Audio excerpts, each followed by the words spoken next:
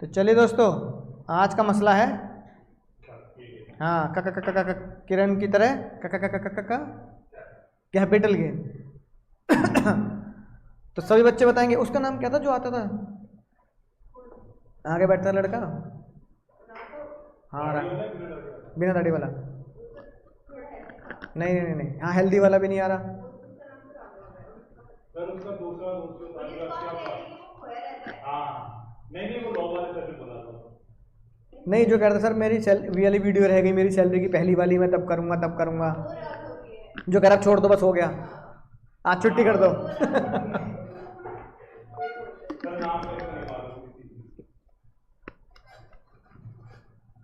वो भी नहीं आ रहा 2-4 क्लास से, 2-3 क्लास से। चलो बताओ, कैपिटल गेन की कोई क्वेरी है? ओ सॉरी, हाउस प्रॉपर्टी की क्वेरी है? हाँ पूछ ली थी। हाँ हाँ भाई ठीक है, वो तो तुमने व्हाट्सएप पे पूछ ली थी है ना। तो उम्मीद है जो मैंने क्वेश्चन कराए थे कल, मतलब पिछली क्लास में हाउस प्रॉपर्टी के, वो सबसे भयंकर क्वेश्चन वही था, वो विमल और बाकी तुम्हें लड्डू लड्डू से लेंगे। बस फोकस ये करना है कि टाइप 1 है या टाइप 2 है।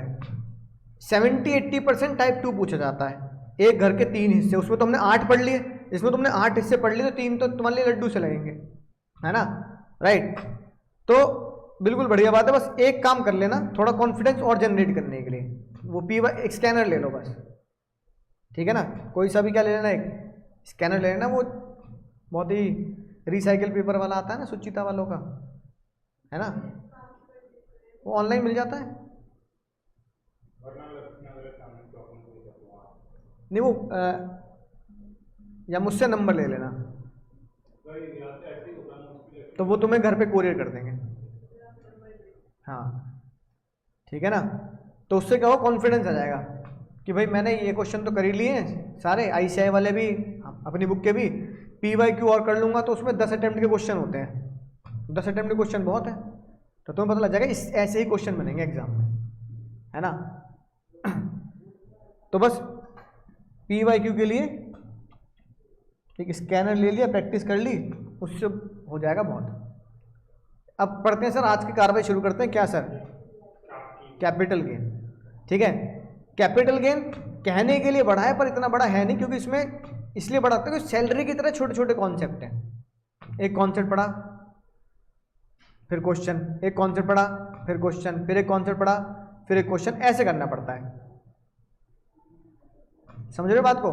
लेकिन है बहुत मजेदार, है बहुत आसान, बहुत ही छोटा फॉर्मेट भी है। तुम्हें ऐसा लगेगा बिल्कुल हाउस प्रॉपर्टी जैसे छोटा फॉर्मेट है ना। तो भैया शुरू करें। सैलरी टेस्ट कब दोगे? आज दोगे, कल दोगे? तो मैडम से बात करें ना, मैंने पेपर दे दिया मैम को, है ना, तो सैलरी का टेस्ट दे देना। तैयारी कर ली पूरी, होश में जम के?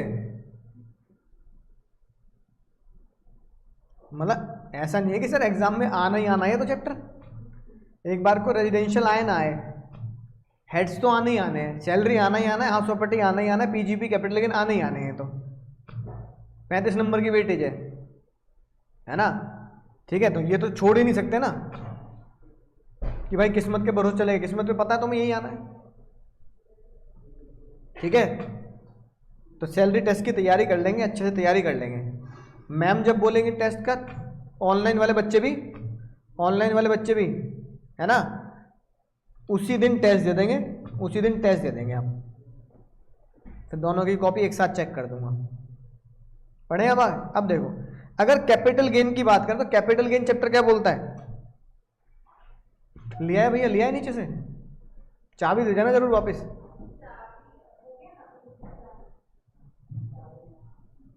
मुझे दे दो वापस, क्यों? हाँ दे दो मुझे, कहीं पे क्या होता है ना, मिसप्लेस हो जाती है। अब देखो क्या लिखा है, कैपिटल गेन की बात करते हैं। कैपिटल गेन सारी लिया है ना भैया? हाँ सारी लिया है, सारी लानी पड़ेगी, सारी लिया है, चलो ठीक है।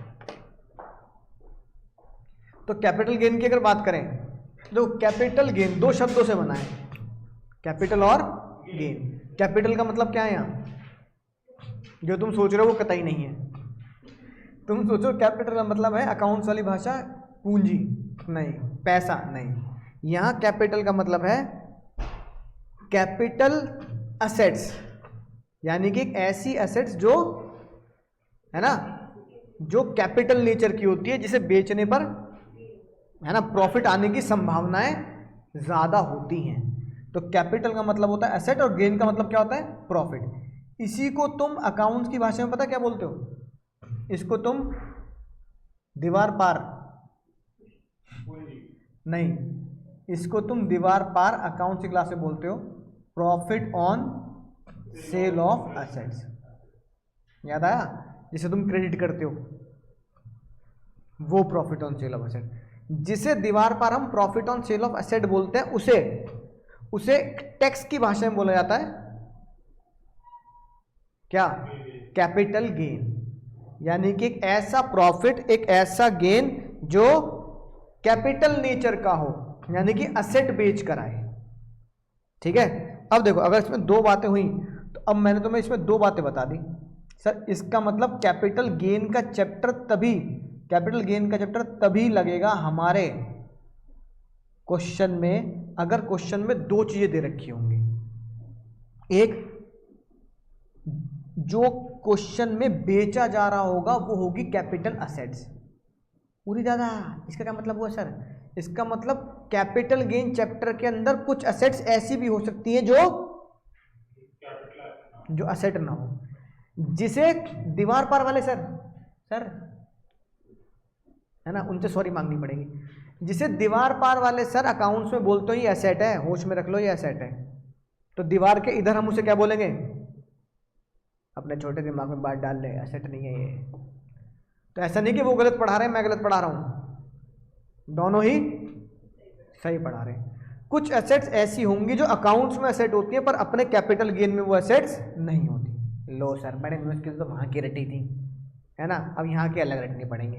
हाँ भैया क्या करें? और उन एसेट्स को तुम क्या करोगे? बस अगर ये दो बातें पूरी हैं तो कैपिटल गेन का चैप्टर तुम्हारे ऊपर लगेगा। सेल कैसे होता है ये बात हम पढ़ेंगे सेक्शन 2 सब सेक्शन 47 में, कि सेल में क्या क्या चीज़ें इंक्लूड होती हैं। लेकिन जो आज का बहुत ही गहन मुद्दा है वो ये है कि भाई तुम जब दीवार पार अकाउंट्स पढ़ते हो तो वहाँ पर तुम्हें अकाउंट्स वाले भैया ने एक चीज़ बताई होगी, कुछ एसेट्स ऐसी होती हैं जो होती हैं फिक्स एसेट्स, और दूसरी एसेट्स कैसी होती हैं? Current assets. इन फिक्स का और करंट का तुम फैसला कैसे कर लेते हो भाई? कैसे? अरे कैसे करते हो फिक्स और करंट का फैसला? यानी एक साल के अंदर बेच दिया तो करंट, एक साल के बाद। अब ताई ने क्या किया, ताई को यही बात अपने तरीके से बतानी थी तो ताई ने मजे ले लिए। ताई ने बोला जिसे तुम फिक्स बोलते हो ना उसे हम फिक्स ना बोलेंगे। हमने कहा क्या बोलोगे? ताई ने बोला उसमें नाम दूंगी लॉन्ग टर्म कैपिटल एसेट। मैंने कहा अच्छा समझ गया, यानी कि जो एक साल बाद बिकेंगी वो अकाउंट्स वाले भैया फिक्सेड बोलते हैं, टैक्स वाले भैया क्या बोल देंगे? लॉन्ग टर्म कैपिटल एसेट बोल देंगे, लॉन्ग टर्म कैपिटल एसेट्स। प्यार से हम बोला करेंगे लटका। क्या बोलेंगे? लटका। और जिसे ताई शॉर्ट टर्म, जिसे ताई करंट एसेट बोलती है, जिसे अकाउंट्स वाले भैया करंट एसेट बोलते हैं, उसे हम अपनी क्लास में क्या बोलेंगे? Short term capital asset. सटका, लटका। और मैंने कहा था ये बहुत बढ़िया, तुमने बड़े बड़े नाम दे दिए, मजा आ गया बिल्कुल। यानी कि कैपिटल गेन चैप्टर के तहत, इनकम टैक्स के चैप्टर के तहत कुछ एसेट तो होंगी लटका और कुछ एसेट होंगी सटका, है ना। अगर कोई एसेट लटका होगी तो उसके प्रॉफिट को क्या बोलोगे? लटका पर, लॉन्ग टर्म कैपिटल एसेट पर जो प्रॉफिट, या जो प्रॉफिट नहीं लिखता गेन लिखता हूं कि चैप्टर का नाम ही गेन है, तो जो गेन आएगा उसे हम प्यार से क्या बोलेंगे? Long term capital gain, LTCG। और शॉर्ट टर्म कैपिटल एसेट सटका पर जो गेन आएगा उसे हम क्या बोलेंगे? Short term capital gain. और अगर तुम एक राज की बात बताऊं तो 3 लोग ऐसे हैं ब्रेकअप पार्टी के, याद है ब्रेकअप पार्टी? 3 लोग ऐसे हैं ब्रेकअप पार्टी के जो कैपिटल गेन में से निकल के आए हैं। बोलो 3 लोग कौन है, बताओ 3 लोग कौन है, विद सेक्शन बताओ। अब हट, तो अच्छी बात कर रही हूँ। हाँ पहले 112 सोनिया गांधी को भूल गई। Section 112 long term capital gain किस में से आए, कैपिटल गेन में से। एक हमने कौन सा पढ़ा था, सेक्शन 111। अरे पहले सीक्वेंस में नहीं बताओगे, उल्टे सीधे सीक्वेंस याद थोड़ी करोगे। सेक्शन 111 राहुल गांधी, क्या बोलते थे राहुल गांधी, तुम्हें नलायको चक्कू होता ना फेंक के मारता तुम तीनों पे। मैंने तुम्हें बोला हर चैप्टर से पहले ब्रेकअप पार्टी रिवाइज कर लिया करो कि हर चैप्टर में ब्रेकअप पार्टी लगती है और तुम वही चैप्टर नहीं याद करके आते। Rahul Gandhi short term capital gain on equity, फिर थे हमारे section 112A Kejriwal ji long term capital gain on equity amount above 1 lakh rupees, याद आई बात। तो 112, 111A, 111A और 112A ये 3 सेक्शन थे। ये 3 सेक्शन जो ब्रेकअप पार्टी के मेहमान थे, ये मेहमान कैपिटल गेन के अंदर से निकल के आए, इसलिए बोला था long term capital gain, short term capital gain. Sonia Gandhi ji long term capital gain, Rahul Gandhi ji short term capital gain equity, Kejriwal ji long term capital gain on equity. बात समझ में आई ना, ठीक है। 115 भी जो है वो अदर सोर्स का है, हिस्सा है, अब बाकी सब बैलेंस में चला जाता स्लैब रेट पे। तो जो लॉन्ग टर्म कैपिटल एसेट है उसके ऊपर जो गेन आएगा वो लॉन्ग टर्म कैपिटल गेन होता है। यानी अगर ये मुझे बताओ चाशनी मीठे तो रसगुल्ला कैसे होगा, क्योंकि तुमने तो एक चीज देखी होगी गुल्ले गुल्ले अलग होते हैं और रस अलग होता है। ये देखो ऐसे घूर रहा है मुझे, मीठा ही निकलता है गुल्ला, रसगुल्ले कैसे बनते हैं। अरे बनाए नहीं तो देखे तो होंगे, दूसरी जलेबी देखी है वो पता है मेरे को कि जलेबी में चाशनी डालते हैं। हाँ तो जैसे जलेबी को चाशनी में डालते हैं ऐसे गुल्ले को चाशनी में डालते हैं, तभी तो रसगुल्ला बनता है। वो मीठा कहाँ बनता है, वो तो मैदा उसका होता है ना। तो जैसे जलेबी को अलग से तला जाता है फिर उसे मीठे में डालता है तब वो जलेबी मीठी हो जाती है, वरना फीकी ले आना एक दिन, भैया ऐसी दे दे बिना मीठे की। ठीक है, फीकी जलेबी खाता हूँ मैं, है तो जलेबी मीठी नहीं है वो, है कि नहीं बात। मैं तुम्हें कह रहा हूँ खा सकते हो, ठीक है। अगर चाशनी मीठी है तो रसगुल्ला कैसा होगा, अगर चाशनी मीठी है तो जलेबी कैसी होगी, मीठी। अगर चाशनी की जगह दही डाल दोगे तो क्या बन जाएगा, दही गुल्ला। रसगुल्ला की जगह क्या बन जाएगा, दही गुल्ला। तुम दही बल्ले बोल देते होंगे, दही गुल्ला बन जाएगा, अच्छा वो है कि नहीं बात। इसलिए ताई ने बोला देखो यार मुझे भी बड़ी बात, ये बढ़िया बात बोली सर अंकुर, आपने बहुत बढ़िया बात बोली। चाशनी मीठी है तो रसगुल्ला मीठा होगा, चाशनी मीठी है तो जलेबी भी मीठी होगी।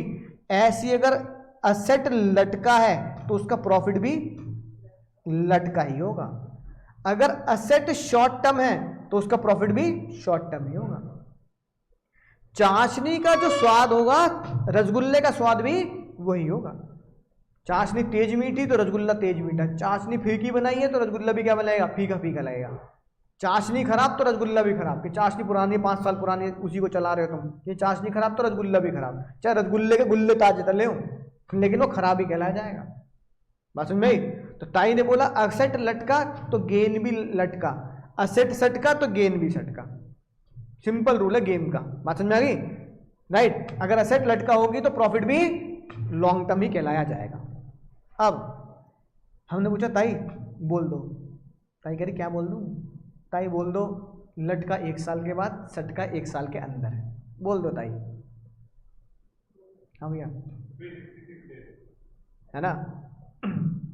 पर ताई ने बोला होगा क्या, ताई ने ना बोली ये बात। ताई ने कहा बोलूंगी पर बिल्कुल अकाउंट्स की तरह बराबर कर दोगे तो फिर इज्जत ही क्या रह जाएगी मेरी। मैंने कहा ताई अब तुम झोल करोगी। ताई ने कहा भाई छोटा झोल करना, ज़्यादा बच्चों के दिल पे ज़्यादा नहीं लगेगी बात। ताई ने बोला अकाउंट्स से आगे निकलते हुए कुछ असेट्स तो ऐसी होंगी जो अकाउंट्स की तरह होंगी, 1 साल के बाद लॉन्ग टर्म और 1 साल के अंदर शॉर्ट टर्म। तो ताई ने बोला कुछ असेट ऐसी होंगी जो 12 महीने के बाद में लॉन्ग टर्म बोलूंगी, अकाउंट्स वाले भैया उन्हें फिक्स असेट बोल देंगे। कुछ असेट्स ऐसी होंगी जो 24 महीने के बाद, कितने महीने के बाद, 24 महीने के बाद लॉन्ग टर्म बनेंगी। और कुछ असेट ऐसी होंगी जो 36 महीने के बाद। मैं बोल रहा हूँ ताई आफ्टर क्या कर रही हो, बताओ ना, करना क्या है इन्हें करने के लिए। ताई ने कहा निकम्मे तुझे क्या बोला मैंने, कैपिटल असेट होगी उसे बेचना है। मैंने कहा अच्छा, तो ताई ये कहना चाह रही हो ना कि यहाँ पे सेल वर्ड लिख दूँ। ताई ने कहा लिख दे, तू लिख दे तो अपनी तसल्ली के लिए लिख लेगा।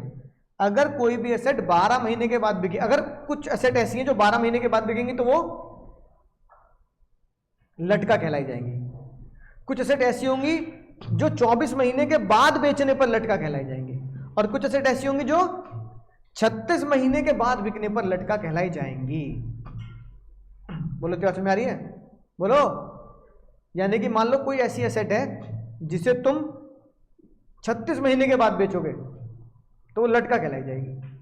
उसे तुम 36 महीने के अंदर बेचोगे तो वो इनके तहत आकर वो शॉर्ट टर्म नहीं बनेगी, और वो लटका नहीं बनेगी, वो शॉर्ट टर्म बनेगी। तो हमें उस असेट्स का ध्यान रखना पड़ेगा। ये लो भाई,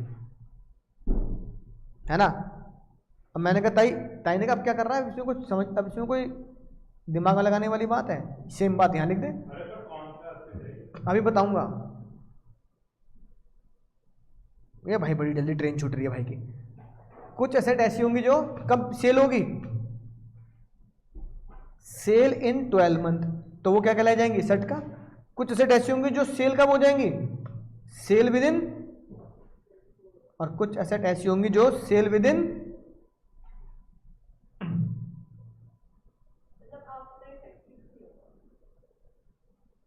36 महीने तक अगर सेल हो गई तो। अप टू कह दो यार, अप टू कह दो, विद इन की जगह अप टू लिख लो, ठीक है। वैसे एग्जाम में इतना बिल्कुल डीपली पूछते नहीं, बिल्कुल ही 36 महीने हो ऐसा नहीं होता।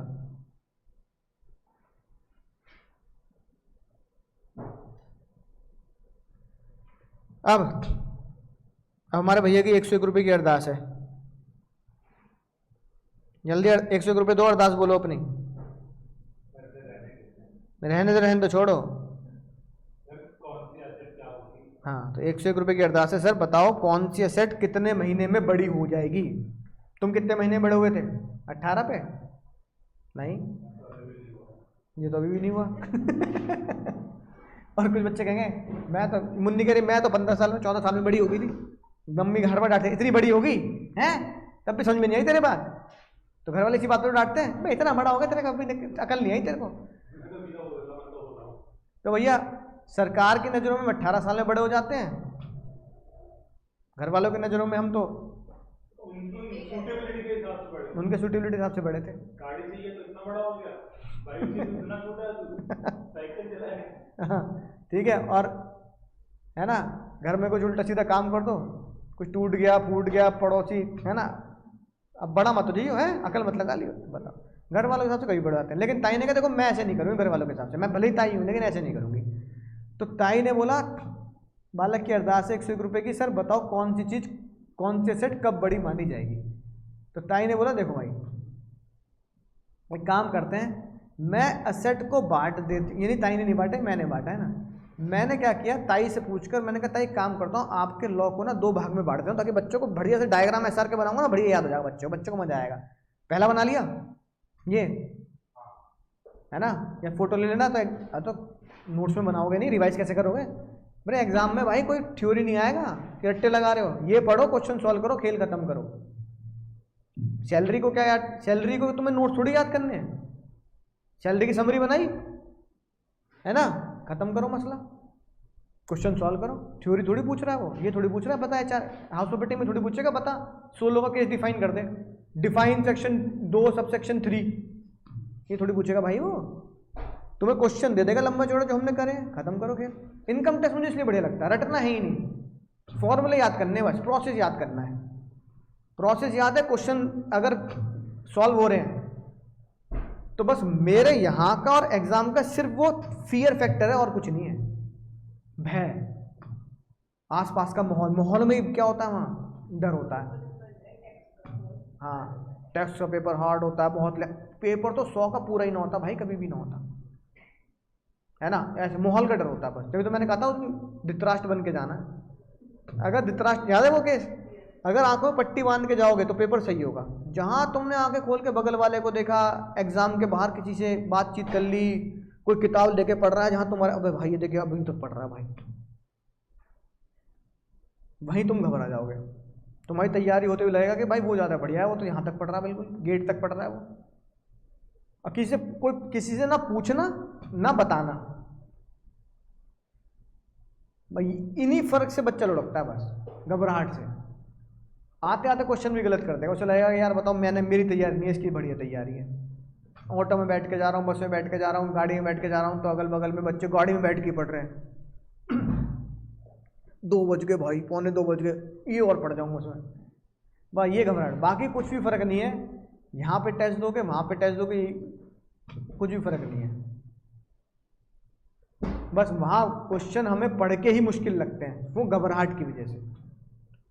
कभी भी ऐसा नहीं होगा कि बच्चे को फेल करने के लिए बनाया जाएगा पेपर। 50 नंबर हर कोई बच्चा ला सकता है। सोचो सिर्फ 50 नंबर लाने, 100 में से 50, और हम वो नहीं ला पा रहे, 100 में से 50। अरे ऐसे क्राइटेरिया रखता है कि 100 में से 80 वाला पास होगा, तो बात समझ में आ रही है। 100 में से 50 तो कोई बच्चा रहता है, अटेम्प्ट 90 का कर लिया तो भी 50 आ जाएंगे, काट ले कितने नंबर काटेगा ऐसे है ना। बस सिर्फ घबराहट है और प्रैक्टिस। अब सर ये बस ये बनाना है, रटना नहीं, बस बनाना है और रिवाइज कर लेना है। कैपिटल गेन का जब भी टेस्ट होगा, जब भी मुझे रिवीजन करना होगा, सिर्फ मैं ये जो मैं तुम्हें बना रहा हूँ क्लास में वो समरी याद करनी है बस। अब सर बिल्कुल आसान है। मैंने कहा ताई मैं आपके असेट्स को तोड़ूंगा, एक फाइनेंशियल असेट और कुछ नॉन फाइनेंशियल असेट। ताई ने कहा तोड़ ले भाई तोड़ ले, जैसे तुझे करना है वैसे कर ले, वैसे पढ़ा ले बच्चे को। मैंने कहा ताई मैंने फाइनेंशियल असेट में एक तो ले ली इक्विटी, एक ले लिए मैंने प्रेफरेंस शेयर, और एक ले ली मैंने डिवेंचर। ताई ने कहा बहुत बढ़िया बात। मैंने कहा था उसमें भी एक काम करता हूँ, उसमें भी लिस्टेड अनलिस्टेड कर लेता हूँ ताकि बच्चे को यही याद करा दूँ। तो फाइनेंशियल असेट में मैंने ली लिस्टेड असेट, ठीक है, और दूसरी मैं लूंगा नॉन लिस्ट अनलिस्टेड असेट। तो एक लिस्टेड हो गई और एक अनलिस्टेड हो गई। मैंने कहा था अनलिस्टेड में भी ये 3 लोग होंगे, या तो कुछ इक्विटी होगी जो अनलिस्टेड होगी, कुछ प्रेफरेंस शेयर होंगे जो अनलिस्टेड होंगे, और कुछ डिबेंचर्स भी होंगे जो अनलिस्टेड होंगे। तो ताई ने बोला भाई जो इक्विटी लिस्टेड है ये लटका मानी जाएगी अगर ये कब बिकेगी,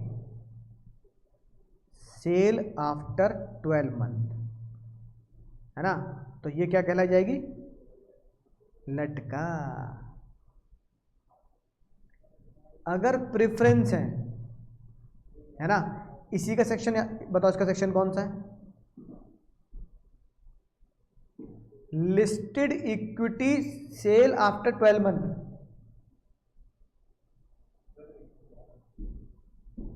ब्रेकअप पार्टी में पढ़ाया है मैंने तुम्हें,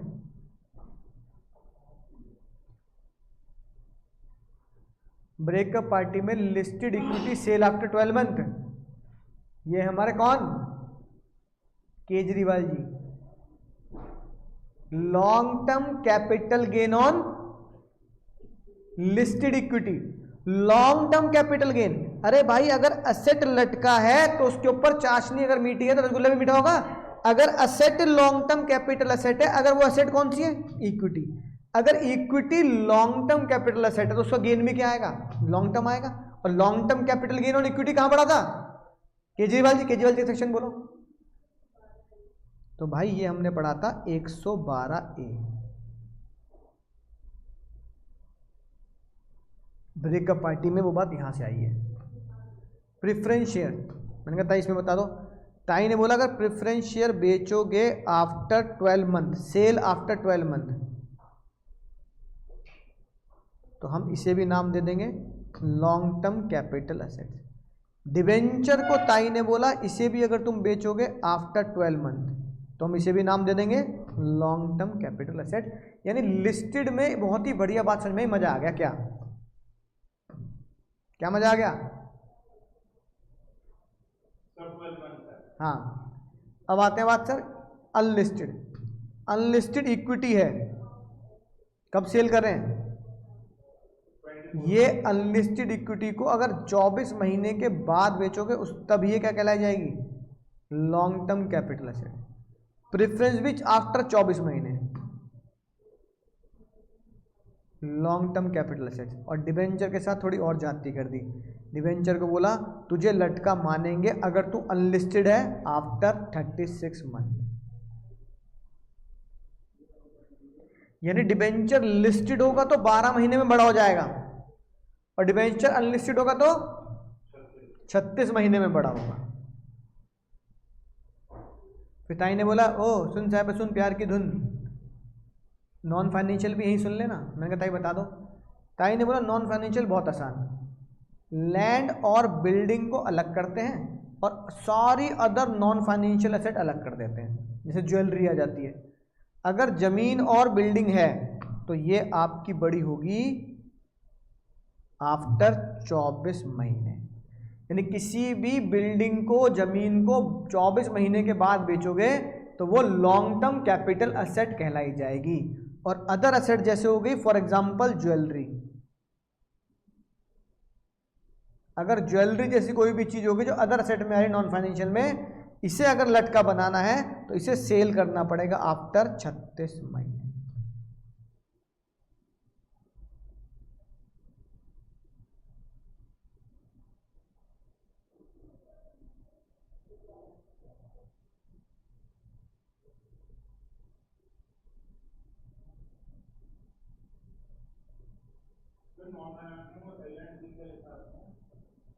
लैंड एंड बिल्डिंग, जमीन जायदाद,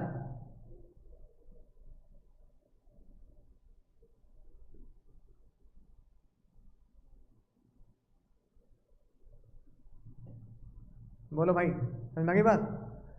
अब तुम्हें एक बात जो मुझसे पूछनी चाहिए वो ये पूछनी चाहिए सर ये लटका सटका करी क्यों रहे हैं? नहीं, टैक्स क्रेडिट तो बात अलग हो गई है ना। अच्छा ये बताना कौन है?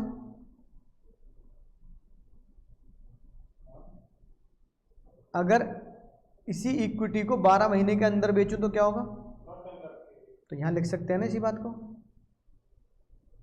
If sold in 12 month.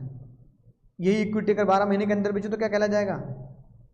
Short term capital asset. और इस इक्विटी पे क्या लगता है? राहुल गांधी जी, सेक्शन 111A। याद आई बात? सेम लिस्टेड इक्विटी को 12 महीने के बाद बेचूंगा तो लटका, सेम लिस्टेड इक्विटी को 12 महीने के अंदर बेचूंगा तो लटका।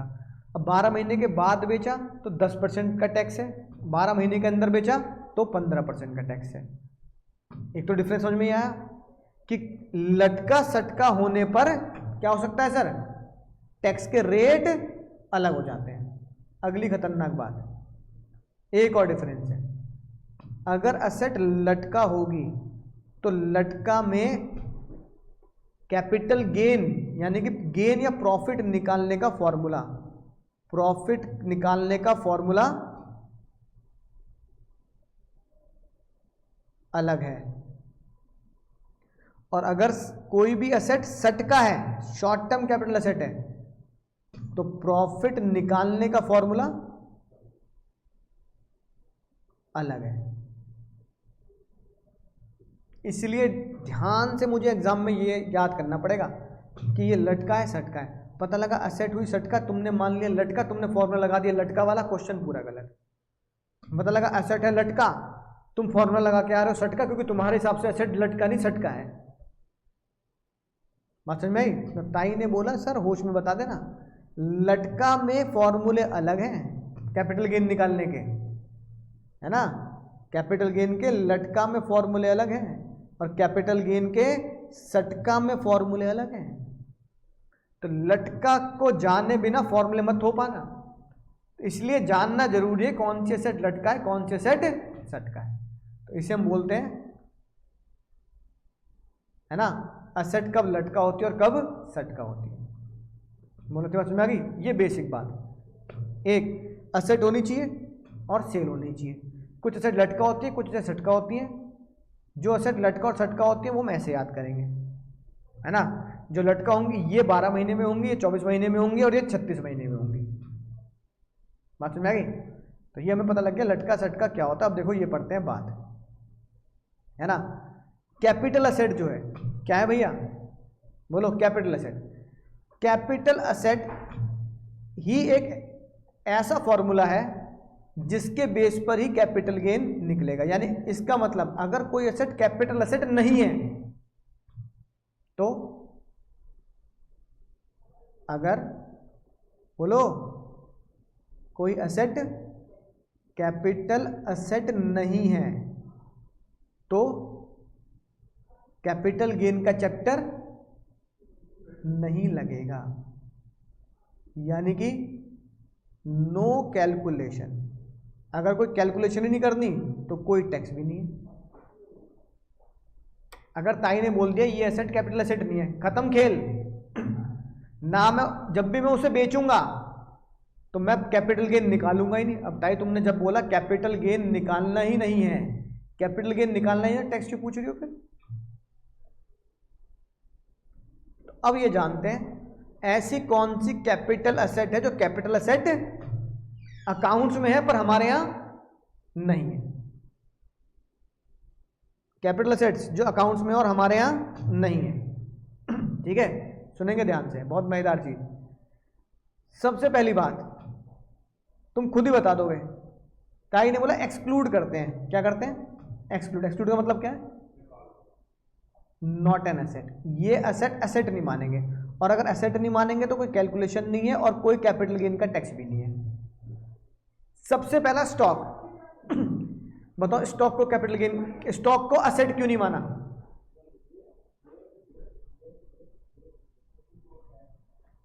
स्टॉक को एसेट क्यों नहीं माना? बता, आसानी से बता सकते हो निकम्मो। अरे स्टॉक जो होता है वो कहाँ जाता है? बिजनेस में। तो जो चीज पीजीबीपी का हिस्सा है वो कैपिटल गेन में क्यों आएगा? उसको तो पीजीबी के फॉर्मूले लगेंगे पूरी दादा। तो ताई ने बोला नलायक को स्टॉक को कैपिटल एसेट में मत लेके आना, क्योंकि stock in trade means which is used in the business और प्रोफेशन। तो स्टॉक इन ट्रेड को हम कहाँ लेके जाएंगे?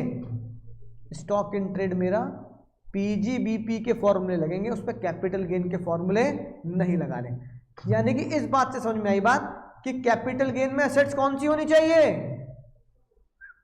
कौन सी एसेट होनी चाहिए? पर्सनल। कैपिटल गेन में जो एसेट होगी वो कौन सी होगी भाई? पर्सनल एसेट्स होती हैं, बिजनेस की एसेट्स नहीं होती। क्योंकि अगर वो बिजनेस की एसेट्स थी तो कहां जाएगी? क्या रात की बात समझ में आई? यानी यहां हम लिख सकते हैं यहां एसेट्स कौन सी होंगी? Personal assets.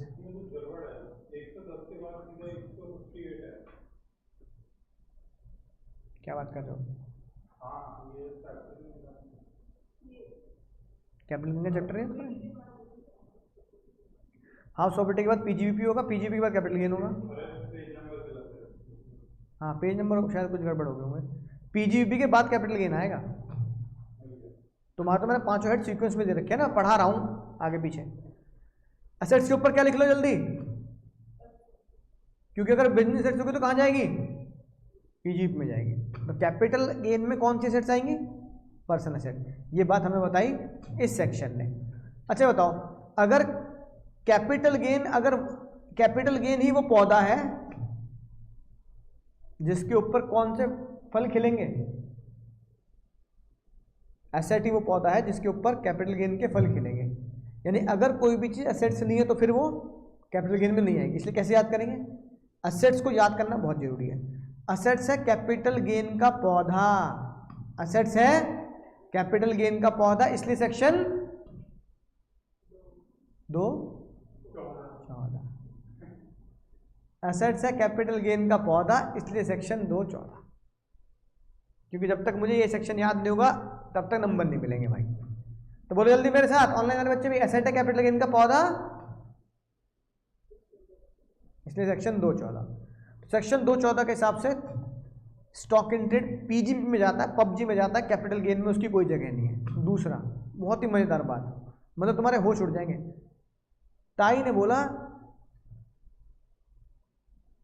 कि मैं तुम्हारी एक असेट ऐसी है जो पर्सनल होगी, मूवेबल भी होगी, और मैं उसे असेट नहीं मानूंगी। अगर असेट नहीं है तो नो कैलकुलेशन नो टैक्स। हमने कहा कौन सी ताई? ताई ने बोला जितनी भी तेरी पर्सनल असेट है उन सब पे सब माफ। मैंने कहा ताई क्या कह रही हो? ताई ने बोला और क्या, सोच तो तू। मैंने कहा ताई ने बोला असेट्स, अकाउंट्स में असेट्स होती है वो, मैं उन्हें असेट नहीं मानूंगी, सब माफ। जैसे कि बोलो, जैसे कि मोबाइल, अकाउंट्स वाले भैया इसे असेट मानते नहीं मानते? लैपटॉप एसेट मानते नहीं मानते? एसी एसेट मानते नहीं मानते? बिजनेस की नहीं, पर्सनल। अगर ये सब बिजनेस की तो किस चैप्टर में चली जाएगी? पर्सनल, जो तुम्हारे घरों में लग रहा है, घर में रखा टीवी, फ्रिज, सोफा, असेट है कि नहीं है? ताई कह रही है मैं नहीं मानती असेट। घर में रखे बर्तन असेट है कि नहीं? ताई कह रही मैं नहीं मानती असेट।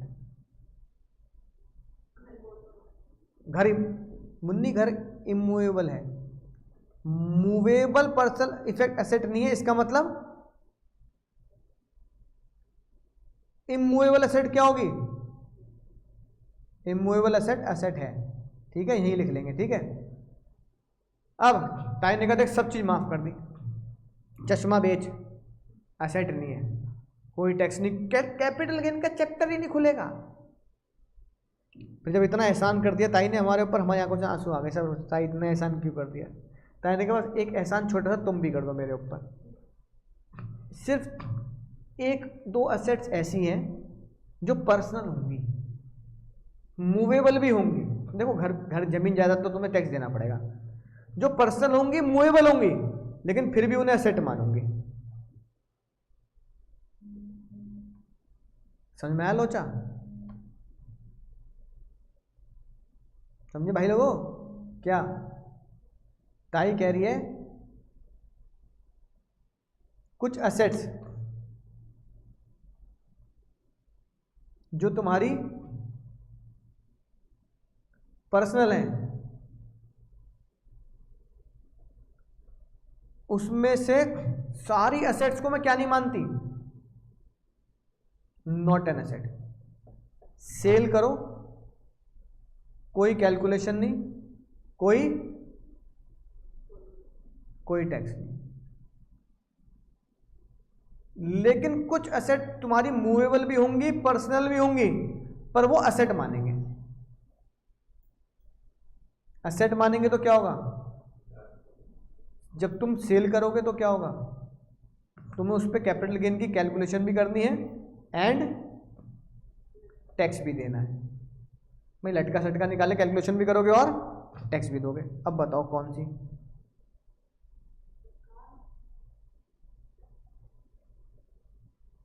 है कोई ऐसी जगह? नहीं, कार नहीं है। ताई ने कहा एक ही चीज पकड़ रही हूँ, ज्यादा ना पकड़ रही। ताई ने पता क्या पकड़ा? ज्वेलरी। ताई ने कहा ज्वेलरी दे दो बस मुझे।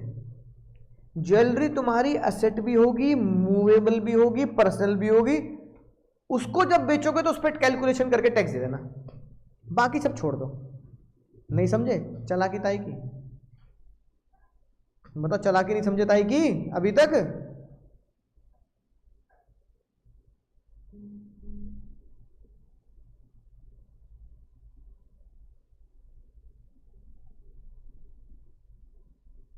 बोलो भैया। अरे नलायको, निकम्मो, ज्वेलरी को छोड़कर बताओ ऐसी कौन सी असेट है जिसके बेचने पर प्रॉफिट आ जाएगा?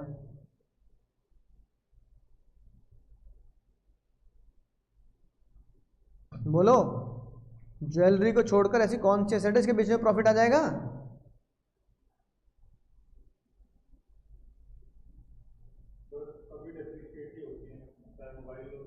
हाँ, तो आएगा किसी को प्रॉफिट? लेकिन ऐसी कौन सी एसेट है जिसे प्रॉफिट आ जाता है? ज्वेलरी। तो ताई ने कुछ भी नहीं किया, ताई ने सबका बहुत बढ़िया तरीके से बेवकूफ बनाया है। ताई को दिख पता है किस एसेट को बेचकर प्रॉफिट आएगा, तो उसको तो कह दिया एसेट मानेंगे, और जिसको बेचकर प्रॉफिट नहीं आएगा उसको क्या बोल दिया? अरे जब ताई तुम्हें पता है जिसे बेचकर प्रॉफिट आएगा ही, तो उसमें तुम टैक्स कैसे ले लोगी? लॉस ही आएगा उसमें, तो प्रॉफिट तो आएगा नहीं, उसको एसेट नहीं मानी। बोलो चालू नहीं है ताई? भाई मुझे बहुत गुस्सा आया, मैंने कहा ताई देखो इतनी गलत बात है नहीं, मतलब जनता को तुमने क्या बोल दिया कि तेरी पर्सनल एसेट जितनी भी है वो सब क्या नहीं है, एसेट्स नहीं है, टैक्स मत दे। उन सब पे प्रॉफिट ही कहाँ आता है? कार बेच के प्रॉफिट कमा लोगे? अब मैं तुम्हारे पास मोबाइल है, ये मोबाइल है, इसे बेचूंगा उतने का बिक जाएगा, इतने खरीदा मैंने, फिर लैपटॉप में लॉस में तो बिकेगा, फिर ये सारी चीज लॉस में तो बिकेंगी। घर का फर्नीचर बेच लोगे? बेच दे OLX, प्रॉफिट में बेच दोगे तुम अपना फर्नीचर। बोलो, अपनी गाड़ी स्कूटी बेच दोगे, लेकिन एक चीज है जो तुम्हारी पर्सनल है उसे प्रॉफिट कमा लोगे, कौन है? बस कर दी ना गड़बड़, ताई ने बहका दिया सब। फिर मैंने पूछा ताई बहका तो दिया, और बहकाओगी? ताई ने कहा ज्वेलरी के अलावा एक दो चीजें और हैं जो तुम मुझे दे दे। मैंने कहा ताई अब तुमने अगर जनता का इतना पागल बनाया है, जनता का अगर तुमने इतना पागल है ना बना दिया है, तो ताई अब तो बोल दो कौन है। तो मैंने कहा ताई देखो जितनी भी तुम्हारी एसेट है जो क्या होंगी, पर्सनल होंगी और मूवेबल होंगी, तब भी उसे हम क्या मानेंगे? एसेट मानेंगे। तो ताई ने ज्वेलरी तो बोली, ताई ने बोला बस बच्चों को कह देना कि इनको छोड़कर सारी माफ, इन सबको सुबह दोपहर क्या कर लो, याद कर लो। तो ताई ने बोला इन सब एसेट को सुबह दोपहर शाम नहीं, सुबह दोपहर जाप करो। जैसे मंत्र जाप कर रहे हो ना कभी, ऐसे सुबह दोपहर जाप करें। मैंने कहा था अभी एक थी, एक से बढ़ा दी। ताई ने कहा ज्यादा ना बढ़ाइए, थोड़ी बढ़ाइए। जी से तो समझ गए,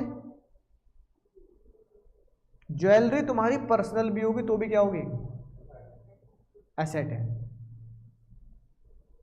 ऐसे पता क्या बना? स्क्रप्चर्स। क्या बना? इसका समझते हो? पुराने जमाने की मूर्तियां गड्ढे में खोद के निकल गई, समझ रहे हो ना, वो स्क्रप्चर्स। डी से बनेगा ड्राइंग्स। कोई ऐसी ड्राइंग जो तुमने पर्सनल बनाई हो और तुमने भाई बड़ी महंगी बेच दी। ए से आर्कोलॉजिकल कलेक्शन, है ना, समझ लो आर्कोलॉजिकल, समझते हो ना, पुराने जमाने की सभ्यताओं की कलेक्शन। ए से कोई भी आर्टिस्टिक वर्क। पी से पेंटिंग, जैसे पिकासो की पेंटिंग 700 करोड़ की बिकी पिछले साल, 700 करोड़ की एक पेंटिंग। पता ना क्या करेगा लगा के वहाँ घर में, ड्राइंग रूम में। हमारे इंजनों में तो फिर भी वो 700 रुपये की रहेगी। ये हम 700 की भी नहीं रहेगी। अगर तूने लिख भी रखो ना पिकासो, तो मुझे मैं पागल बना रहा है कि नहीं बात। तो ताई ने बोला इन सब असेट्स को मैं क्या मानती हूँ? एसेट्स मानती हूँ, और इन सब पे कैलकुलेशन करनी है कैपिटल गेन के फॉर्मूले लगा के, और इन सब पे तुम्हें टैक्स भी भरना है। इसके अलावा बाकी सारी एसेट माफ है, किसी पे भी टैक्स नहीं भरना। जैसे कि अनलिमिटेड लिस्ट है, mobile, laptop, furniture, TV, fridge, car, washing machine, scooty, bike. ये ऐसी चीजें हैं जो तुम्हारी अकाउंट्स में एसेट होती है, पर ताई उन्हें एसेट्स नहीं मानते। बोला दूसरा कॉन्सेप्ट समझ में आया? यही कॉन्सेप्ट तुम्हारा खतरा बना के लिख रखा है मैंने, ये रहा। सुबह दोपहर जाप करो, ज्वेलरी, ये सारी चीजें क्या हैं? ये एसेट्स हैं। तो लिख लेंगे सारी चीजें क्या हैं? एसेट्स हैं। इनके ऊपर कैलकुलेशन करनी है, इनकी कैलकुलेशन करनी है। ठीक है, राइट। बोलो भाई, अब जैसे सिंपल सी बात, कुछ केस लो जो सीए फाइनल के हैं, पर मैं सीए इंटर में पढ़ा देता हूँ, बहुत मजा आता है, तो हमें नॉलेज होनी भी चाहिए। एक भाई राजा साहब थे, राजा साहब,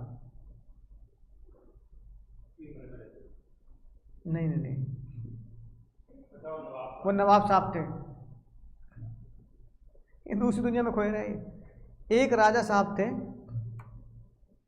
उन्होंने चांदी की चम्मच, प्लेट, कटोरी बेची, और एक दो नहीं, कई हजारों में, 1000 10,000 प्लेट है उनके यहाँ चांदी की। भाई राजा है भैया, तुम पता नहीं, ठीक है ना, मैं ऐसी बेच रहे हो, क्या पता क्या करना हो, ठीक है ना। ऐसी 500 प्लेट रखी है, 500 कटोरी रखी है। अब जब उन्होंने बेची तो कैपिटल गेन नहीं भरा, ताई का नोटिस चला गया, कैपिटल गेन काहे नहीं दे रहे हो। राजा साहब ने बोला कैपिटल गेन काहे नहीं दे रहे हो, बर्तन बेचे हैं, बर्तन बेचे हैं, बताना जरा इसमें है कहीं बर्तन, इसमें बर्तन है। जब इस खतरे में एसेट नहीं है तो बर्तन मेरी हो गई पर्सनल एसेट। क्या हो गई, मूवेबल है, पर्सनल है, और अगर मूवेबल है, पर्सनल है, तो काहे बात का टैक्स।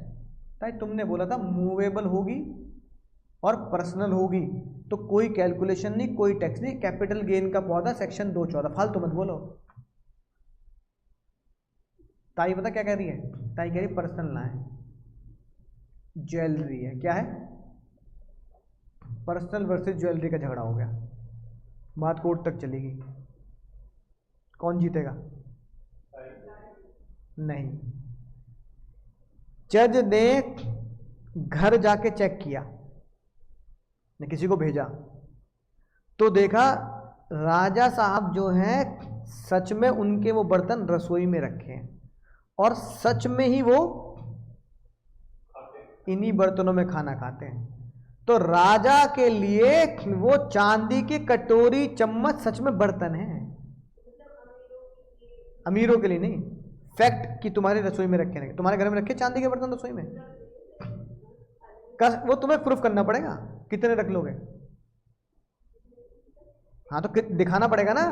उनके तो 500 थे कि भाई बारात भी आ जाए ना तो भी हम बर्तन में चांदी में खिलाते हैं।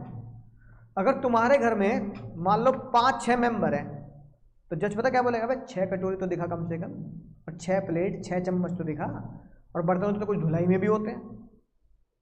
तो हमारे घर में अगर चांदी बेची जाएगी तो और चांदी की चम्मच होगी तो फिर वो दादी ने दी होगी तुम्हारे होने पर, अरे मेरी लल्ली, अरे मेरी मुन्ना, और मम्मी ने कहा रखी होगी वो लॉकर में, वो भी पैक करके। काम वाली से ना धुलवा रहे होंगे तुम कि मेड आ रही है और धो रहे बर्तन, जेब में रख के भी ले जाए, क्या काम है कि नहीं बात, रख दोगे तो पागल नहीं है जज, पता लग जाता है। तो उन्होंने कहा उनकी रसोई में यूं ही रखे रहते हैं। जज ने कहा क्या बन गया, वो ज्वेलरी नहीं है, क्या है, मूवेबल पर्सनल है, एसेट है, टैक्स नहीं लगेगा। ताई केस हार गई। दूसरा केस करके देख लेना, मैं मना कब कर रहा हूँ, मेरा तो फर्ज है पढ़ाना, अप्लाई करना तुम्हारा फर्ज है। घड़ी तो भाई, घड़ी तो और रोलेक्स की हो कैसी भी हो, घड़ी तो क्या है, घड़ी तो मूवेबल पर्सनल है, उसको तो टैक्स है ही नहीं, तो फिर वो ज्वेलरी हो जाएगी। अगर सोने की है तो ज्वेलरी है, फिर वो ना जरा सा भी सोना है तो ज्वेलरी है वो। अब परसेंटेज डिसाइड नहीं कर रखे। हाँ तो मूवेबल पर्सनल इफेक्ट्स इसमें आ गए, खेल खत्म। ऐसी दूसरा केस देखो, एक महाराजा टाइप ने, एक बंदे ने चांदी के सिक्के बेचे, ऐसे तो 10,000 चांदी के सिक्के, 10,000 सोने के सिक्के ये बेचे, कैपिटल गेन टैक्स नहीं दिया, ताई का नोटिस आ गया, बात कोर्ट तक चलेगी। राजा साहब ने बोला कि ये पर्सनल है, ज्वेलरी नहीं है। जज साहब कह रहे हैं पर्सनल ज्वेलरी नहीं है, क्या बात कर रहे हो। तो उन्होंने बताया राजा साहब ने कि ये जो मैं 1000 10,000 चांदी के सिक्के बेच रहा हूं, ये तो मेरे पूजा में रखे रहते हैं, लक्ष्मी जी की आरती करते हैं, लक्ष्मी पूजा में, पूजा के आले से बेच रहा हूँ ना, पूजा घर। अपने घर में जो मेरा पूजा करने का स्थान है ना, जहां मान लो लक्ष्मी जी की मूर्ति रखी है, राम जी की मूर्ति रखी है, मैंने पूजा घर में से बेच रहा हूं भैया, पूजा घर में वहीं पड़े रहे मेरे। तो जज साहब ने फिर भेजा, खुद भी पहुंचे, चल भाई इसके पूजा घर में चल। तो पता लगा पूजा घर में भगवान की मूर्ति भी सोने की है, चांदी की है, और पूजा घर में यही चढ़ाया जाता है लक्ष्मी पूजा में, चांदी के सिक्के और ये राजा था, राजा था भाई। तो फिर क्या बात के ज्वेलरी हुई, ये तो क्या हो गया, पूजा का पर्सनल सामान। क्या हो गया, तुम्हारे घर में जो भी पूजा का मंदिर है जहां पूजा करती मम्मी, अगर उसको कोई भी सामान बेचे तो कैपिटल गेन लग जाएगा क्या, है कि नहीं बात। तो जज साहब कह रहे हैं फर्क इतना है कि इनके मिट्टी की मूर्ति है, पीओपी की मूर्ति है, मेरे यहाँ सोने चांदी की मूर्ति है, बेच तो पूजा का सामान रहा हूं, नया लाऊंगा बेच के। नवरात्र आ गए, दिवाली आ गई, नई मूर्ति लाऊंगा किसकी, लक्ष्मी गणेश जी की, पुरानी बेच रहा हूं, पूजा का सामान बेच रहा हूं। अब कौन जीतेगा, ताई या राजा साहब। अब ताई जीती है। सर दिल कमजोर होता तो आता हूँ सर, हमारा हार्ट अटैक आता है, ऐसे ऐसे बातें कर रहे। रीजन बिंग सुनो ताई, रीजन बिंग ताई क्यों जीती। जज साहब ने बोला कि सर अगर मैंने आपको ये जितवा दिया तो पता क्या होगा, हर कोई बंदा सोना चांदी बेचने से पहले कहाँ रख देगा, मंदिर में रख देगा, और कह देगा मंदिर का बेचा है मैंने। क्योंकि तुम्हारे मेरे घर में भी अगर जो चांदी का सिक्का हम लेते हैं, सोने का सिक्का हम लेते हैं, याद है बात, दिवाली के टाइम पे ले लेते हैं, मम्मी पापा का चांदी का सिक्का खरीद लिया, वो कहाँ रखते हैं, पूजा घर में तो रखते हैं। जब लक्ष्मी गणेश जी की आरती करते हैं दिवाली वाले दिन, है ना, घर वाले वहीं तो रखते हैं पूजा में। फिर तो तुम कहते हैं ना फोटो भी खींचना, आजकल तो फोटो वीडियो का जमाना है, कि भैया दिवाली पूजन में रखा था पूजा में, मैं पूजा का सामान बेच रहा हूँ। फिर तो दुनिया में जितने भी सोने चांदी के सिक्के हैं सब क्या हो गए, सब पर्सनल हो गए, कोई ज्वेलरी है ही नहीं। तो जज साहब ने कहा ई नहीं चौल राजा साहब, ई नहीं चौल। बर्तन तो तुम खाना खाते थे, हमने झेल ली बात, लेकिन भाई तुम पूरी दुनिया के लिए क्या बना दोगे, टैक्स फ्री बना दोगे पूरी दुनिया के लिए। तो यहां पर पूजा में घर में रखा हुआ सामान अगर चांदी सोना है तो ये क्या है, ज्वेलरी है, समझ गए। और ये भाई नरेंद्र भुवा भैया ये बहुत होशियार, इनके पास थी फोर्ड, कौन सी गाड़ी थी, फोर्ड 1912, इन्होंने ये बेची 1994 में। इन्होंने 1912 की 20,000 में खरीदी थी और 1994 में 22 लाख की बेची थी। पुरानी गाड़ी इतनी महंगी कैसे बिक गई। अब पता ये क्या बोल रहे हैं, अब इनके ऊपर टैक्स आया। भाई तुमने बोला काय बात का टैक्स, कार बेची है, यहां लिखा है कहीं कार बेची है, तुम जब क्या ये बदतमीजी नहीं है। 1994 में मनमोहन सिंह जी थे फाइनेंस मिनिस्टर। अब मनमोहन सिंह जी कैसी बात कर रहे हो, है ना। अब बताओ एसेट होगी या नहीं होगी, बोलो। एसेट है, क्योंकि ये कार नहीं है, कार नहीं है, ये विंटेज है, समझ गए ना, विंटेज कलेक्शन है ये। हाँ, तुम्हारे पास वैगनआर है ना, या तुम्हारे पास BMW है, खरीदने के बाद उतने उससे ज़्यादा की बेच दोगे। तूने ये उतने की छोड़ उससे ज़्यादा की कैसे बेच दी, क्योंकि खरीदने वाले ने डेप्रिसिएशन नहीं लगाया है, खरीदने वाले ने विंटेज एप्रिसिएशन लगाया है। तो पागल हो ना, विंटेज कोई भी चीज़ हो, बस वो तेरे केस में कार है, तो वो भाई आर्कोलॉजिकल कलेक्शन की तरह मानूंगा मैं।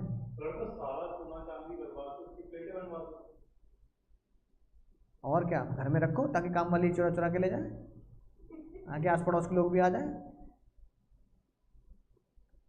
दिखाना भी तो पड़ेगा, मतलब हम खाते हैं उसमें।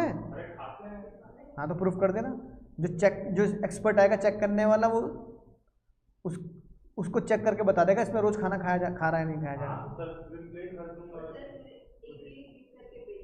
हाँ बेचो, तो मैं कब मना कर रहा हूँ, तो मैं कब मैंने मना किया, मैं तो इसलिए पढ़ा रहा हूँ कि तुम यूज करो, ऐसे इस्तेमाल करो, फिर मुझे बताना सर ऐसे ऐसा हो गया था हमारे साथ, जीत गए केस, बढ़िया बात है भाई, पढ़ाना सफल हो गया। फिर तुम्हारा केस में पढ़ाऊंगा मैं, या तुम्हारा नाम लिखूंगा इसकी जगह, रिसेंट केस है बिल्कुल। तो करो तो, पर ट्राई तो करो यार, तुम ट्राई करोगे तो पता लगेगा। समझ गए? अगली बात सर, फिर ताई ने बोला और कौन दो चीजें सेट नहीं हुई, कौन कौन चीजें सेट नहीं हुई बताओ? Stock in trade, movable, movable की पूरी डिटेल बता दी मैंने तुम्हें। अगला सर, असेट कौन सी चीजें सेट नहीं है? जय जवान किसानों का मजा। ताई ने बोला किसान कौन होगा? जो गांव में रहेगा, है ना। दूसरा, उसकी जमीन जो होगी वो खेती की होगी और वो इंडिया की होनी चाहिए। यानी कि 1 2 3 4, जल्दी बोलो, 1 2 3 4। अगर ये चारों चीजें पूरी हैं तो रूरल एग्रीकल्चर लैंड असेट नहीं है। बात समझ में आ रही है? समझ गए? अब पूछ लेता हूं तुमसे सवाल, होश में सुनना सवाल। मेरे सवालों का जवाब दो गाना गाते हुए। पहला सवाल, rural agriculture land in Nepal, बोलो असेट है या नहीं है?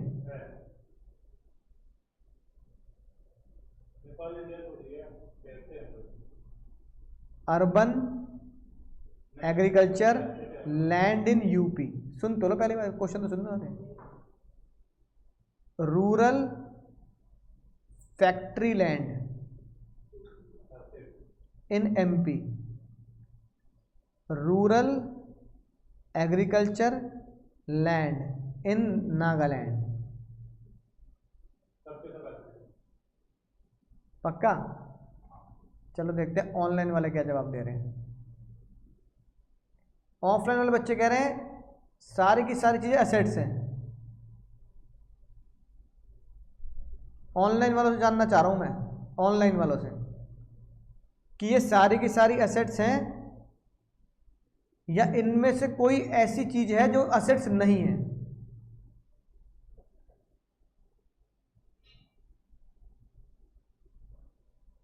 बताएंगे भाई? केशव भैया, तनिष्क भैया,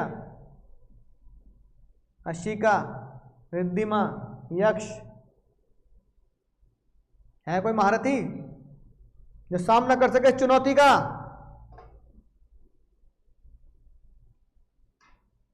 कोई महारथी नहीं, सब के सब निकम्मे निकले। लास्ट वाला अशिका कह रही है, अशिका दीदी कह रही है, अशिका दीदी के घुटने बहुत तेज चल रहे हैं। अशिका दीदी कह रही है कि मेरे घुटनों के हिसाब से लास्ट वाला असेट नहीं है, यानी बाकी सब क्या है? असेट है। और कोई महारथी हो? भाई मैं तो बहुत सिंपल सी बात कहता हूँ, यश भी यही कह रहा है भाई, मैं तो बहुत सिंपल सी बात मानता हूँ भाई, मैं दिमाग नहीं लगाता ज़्यादा। मैं तो कहता हूँ बताइए, तुमने मुझे 4 चीज़ें बताई, मैं बिल्कुल रटने में पूरा विश्वास रखता हूँ, मुझे कोई इसमें बुराई नजर नहीं आती कि भाई रट के अगर क्वेश्चन सॉल्व हो रहा है तो मेरी बेइज्जती है। मेरी बेइज्जती भाई रिजल्ट से और रिजल्ट के पास और ना पास होने पे। ताई ने बोला भाई रूरल, खेती, जमीन और हिंदुस्तान, अगर ये चारों बातें पूरी हो जाती है, बीच में प्लस लगा रहा हूं इसलिए, चारों बातें पूरी हो जाती है तो वो असेट्स है या नहीं है? हैं?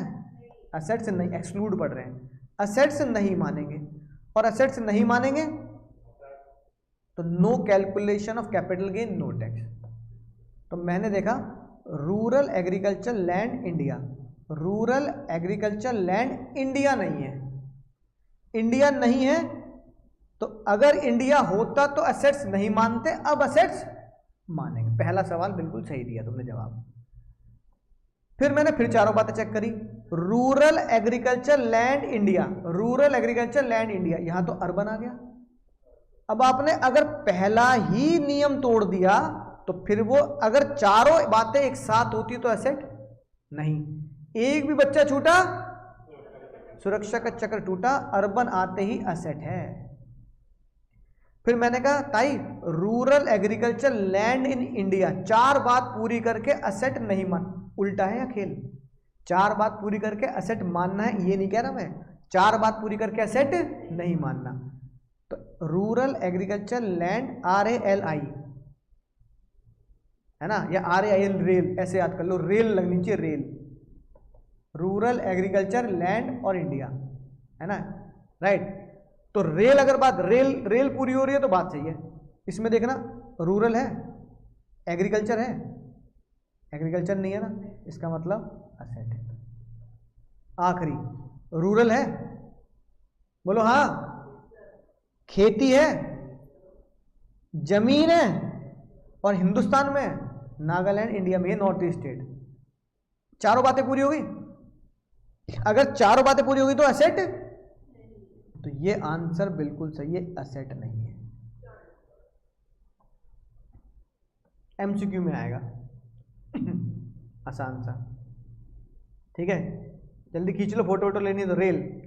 रेल चालू है तो असेट नहीं है, रेल में से एक भी बच्चा छूटा तो असेट है। तो ये एग्जाम्पल साथ के साथ कॉपी में लिखते जाएंगे।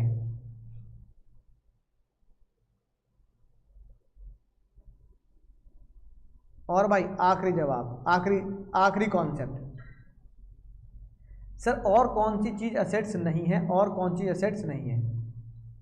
ताई ने बोला गोल्ड डिपॉजिट बॉन्ड असेट नहीं है। जैसे वो गाना सुना तुमने, घर में पड़ा हो सोना तब काहे करो ना। ताई कह रही है अक्षय कुमार कहाँ कह रहा है गोल्ड देने के लिए? बोलो। वो कह रहा है मुथूट फाइनेंस वालों को। और ताई पता क्या कह रही है? मुथूट फाइनेंस वाले को क्यों दे रहा भाई ना, मुथूट फाइनेंस वाले को क्यों दे रहा है? हमने कहता है फिर किसे दें, पैसे की जरूरत है, सोना बहुत है, सोने की टेंशन है हमारे पास। ताई ने कहा मुझे दे। ताई ने एक स्कीम बनाई, गोल्ड डिपॉजिट बॉन्ड स्कीम या गोल्ड डीमोनेटाइजेशन स्कीम। क्या बनाई? बोलो। Gold demonetise scheme. मैंने कहा स्कीम में क्या है? ताई ने कहा जैसे तुम मुथूट फाइनेंस वालों को क्या देता, गोल्ड देता, मुथूट फाइनेंस वाले तुझे क्या दे देते? पैसे, लोन दे देते। हम भी यही कह रहे हैं, लेकिन हम तुझे अलग से मजा भी देंगे भाई, है कि नहीं बात? हाँ, हम तुझे दे देंगे, तू गोल्ड दे दे, हम तुझे बॉन्ड देते हैं। क्या वो देते हैं? बॉन्ड। तू क्या जमा कर दे? अब तुमने भाई गोल्ड जमा कर दिया और ताई ने तुम्हें क्या दे दिए? बॉन्ड। अब डिवेंचर की तरह बॉन्ड्स भी रिडीम होंगे। 5 साल के लिए दे दिया मान लो, 5 साल बाद क्या होगा? रिडीम होंगे। रिडीम के बाद क्या होगा? तुम्हें पूरा गोल्ड वापस मिलेगा।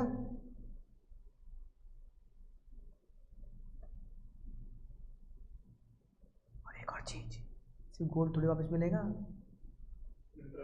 हाँ साथ में इंटरेस्ट ऑफ प्रॉफिट भी तो होगा। 5 साल तक मेरा सोना तुम्हारे पास रहा, पागल थोड़ी हूँ मैं, हैं? तो अपनी यहाँ रख के तुम्हारी तिजोरी में रख रहा हूँ, उस पर क्या दो? ब्याज दो। तो ताई ने ब्याज भी दिया। ताई ने बोला खतरनाक बात कि गोल्ड को डिपॉजिट करके जो बॉन्ड होगा इसको हम बोलेंगे गोल्ड डिपॉजिट बॉन्ड। इस बॉन्ड को असेट नहीं मानेंगे पूरी दादा। इसका मतलब जिस भी असेट को, बॉन्ड असेट होती है, डिवेंचर असेट होते हैं अकाउंट्स में, लेकिन यहां गोल्ड, बाकी बॉन्ड असेट है एक्सेप्ट गोल्ड डिपॉजिट बॉन्ड। सिर्फ ये वाले बॉन्ड को असेट नहीं मानेंगे। जब तुमने इस बॉन्ड को असेट ही नहीं माना तो फिर जो रिडीम्पशन पे जो मिला वो तो टैक्सेबल है ही नहीं, क्योंकि वो असेट ही नहीं है ना। और इस असेट को रिडीम पे मुझे क्या मिलेगा? प्रॉफिट। जब तुमने इस असेट को असेट ही नहीं माना तो इसके ऊपर कमाया प्रॉफिट भी क्या हो गया? Not taxable. बोलो बात समझ में आ गई? यानी गोल्ड डिपॉजिट बॉन्ड एक ऐसी स्कीम है जिसमें आप सोना सरकार को दे दो, सरकार आपको बॉन्ड दे देगी, उसे जब तुम रिडीम कराओगे सरकार को वापस रीसेल करोगे, रिडीम बोले तो रीसेल कराओगे, रिडीम करोगे, उस रीसेल पर जो भी प्रॉफिट होगा वो टैक्सेबल नहीं है। हाँ, करोड़ों अरबों रुपए। फिर भी ये स्कीम घर वाले इस्तेमाल नहीं करते। बताओ क्यों? मैंने घर में बताई, मम्मी ने नहीं मानी। हट, गोल्ड हमारे घर में पीला ही है, काला नहीं है। Black money? अरे पागल हो रहा है, इल्जाम लगा रहा अपने सर पर ही। तो लॉकिंग पीरियड लंबा है ना, मैंने मम्मी को बताया, तू अपनी मम्मी को जाकर बताना, मम्मी कहती कि पागल हो रहा, मैं ना दे रही। क्योंकि लोन नहीं किया था। वो छोड़ो, यहाँ लोन की तो बात ही नहीं चल रही। यहाँ तो 5 साल के बाद और मजे आ रहे हैं उल्टा। 5 साल के बाद जो प्रॉफिट, गोल्ड तो मिलेगा ही मिलेगा वापस। सर कोई अपना अपना शुरू नहीं करना। 5 साल के बाद जो पैसा उस पर प्रॉफिट भी आएगा वो भी माफ कर रही है ताई।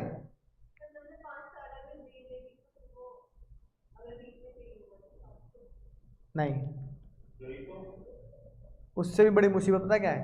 एक तो चलो ये कि सरकार शक करेगी, बहुत दबा रखा है बहुत दबा रखा है तेरी मम्मी ने, सरकार शक करेगी एक तो ये है ना। दूसरा इमोशन, यानी कि तुम्हें जो अंगूठी दी, भाई गोल्ड तो ये होता है ना मम्मी लोगों के पास, पापा लोगों के पास तो है नहीं, मम्मी लोगों के पास ही होता है क्या? चेन, अंगूठी, कंगन, पैर की पाजे वगैरह जो होती हैं, या वो पैर की उंगली में जो पहनते क्या बोलते हैं, है ना, टो फिंगर रिंग जो होती है वो भी पहनते, वो सब चीजें। ये में इसमें इमोशन अटैच है, ठीक है। इमोशन मतलब कि मेरी शादी में मेरी मम्मी ने दी थी, मम्मी की याद आ रही है कि नहीं? बात होता है ना, होता है इमोशन अटैच, वो इमोशन अटैच है।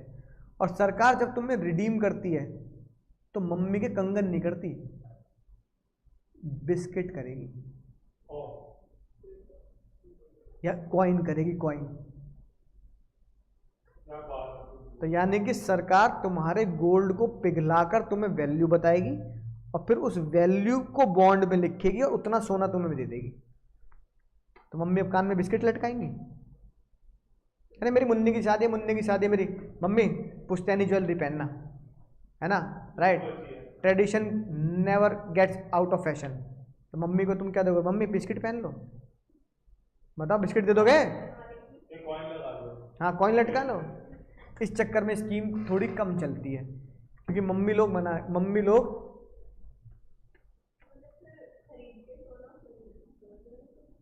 वो कर सकते हैं, उसमें कोई दिक्कत नहीं है, लेकिन इतना सोना है किसके पास? ठीक है, बात समझ आ गई? बोलो। तो ये कितनी चीजें सेट नहीं हुई भाई? बोलो भाई, कितनी चीजें सेट नहीं हुई? 1 2 3 4, ये 4 चीजें सेट्स नहीं होती, होश में याद रखना, एग्जाम में आएगा जरूर। 4 चीजें सेट्स नहीं होती।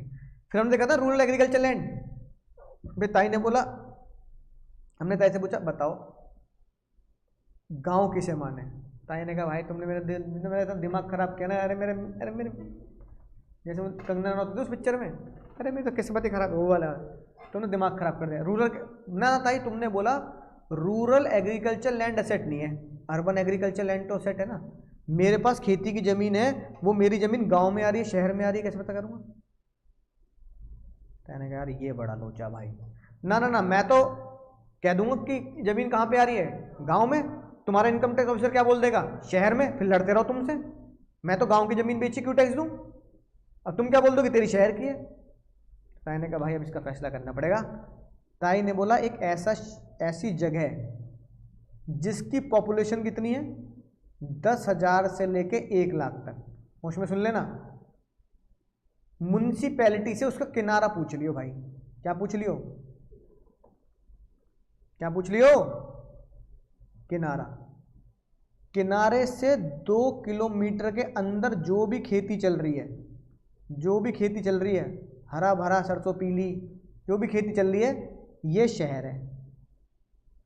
और उस किनारे के 2 किलोमीटर के बाद तेरी जो भी खेती चल रही है, ये रूरल एरिया है। फिर ताई ने बोला हो सकता है कि तू एक ऐसे शहर में ऐसी जगह पे रह रहा हो जिसका पॉपुलेशन कितनी हो, 1 लाख से लेकर 10 लाख। तो ताई ने कहा कितने किलोमीटर कूद जा? 6 किलोमीटर तक जो भी खेती है ये सब अर्बन है, 6 किलोमीटर के बाद जो भी खेती है ये सब रूरल है। यहाँ की बेचेगा तो urban agriculture land in India, यहाँ की बेचेगा तो rural agriculture land in India. फिर ताई ने बोला खत्म बात।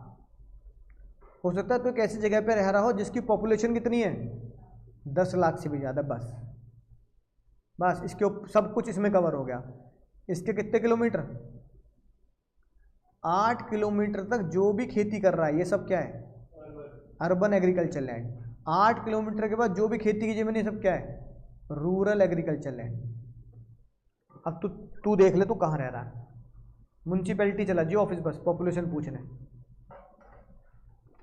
बात खत्म। और फिर उसके किनारे से क्या कर लियो? 2, 6, 8 इतने किलोमीटर गिन लियो।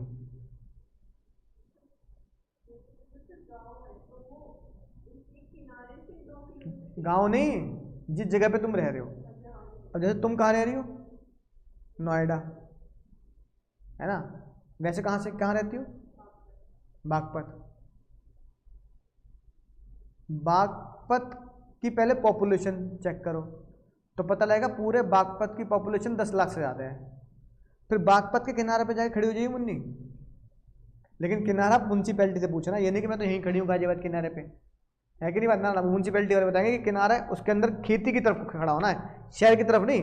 कि बागपत से अगर दिल्ली लग रहा है ना, लोनी लगता है बागपत से, तो अगर बागपत से अगर दिल्ली का गाजियाबाद का लोनी का इलाका लगता है तो शहर की तरफ खड़ा नहीं हो ना।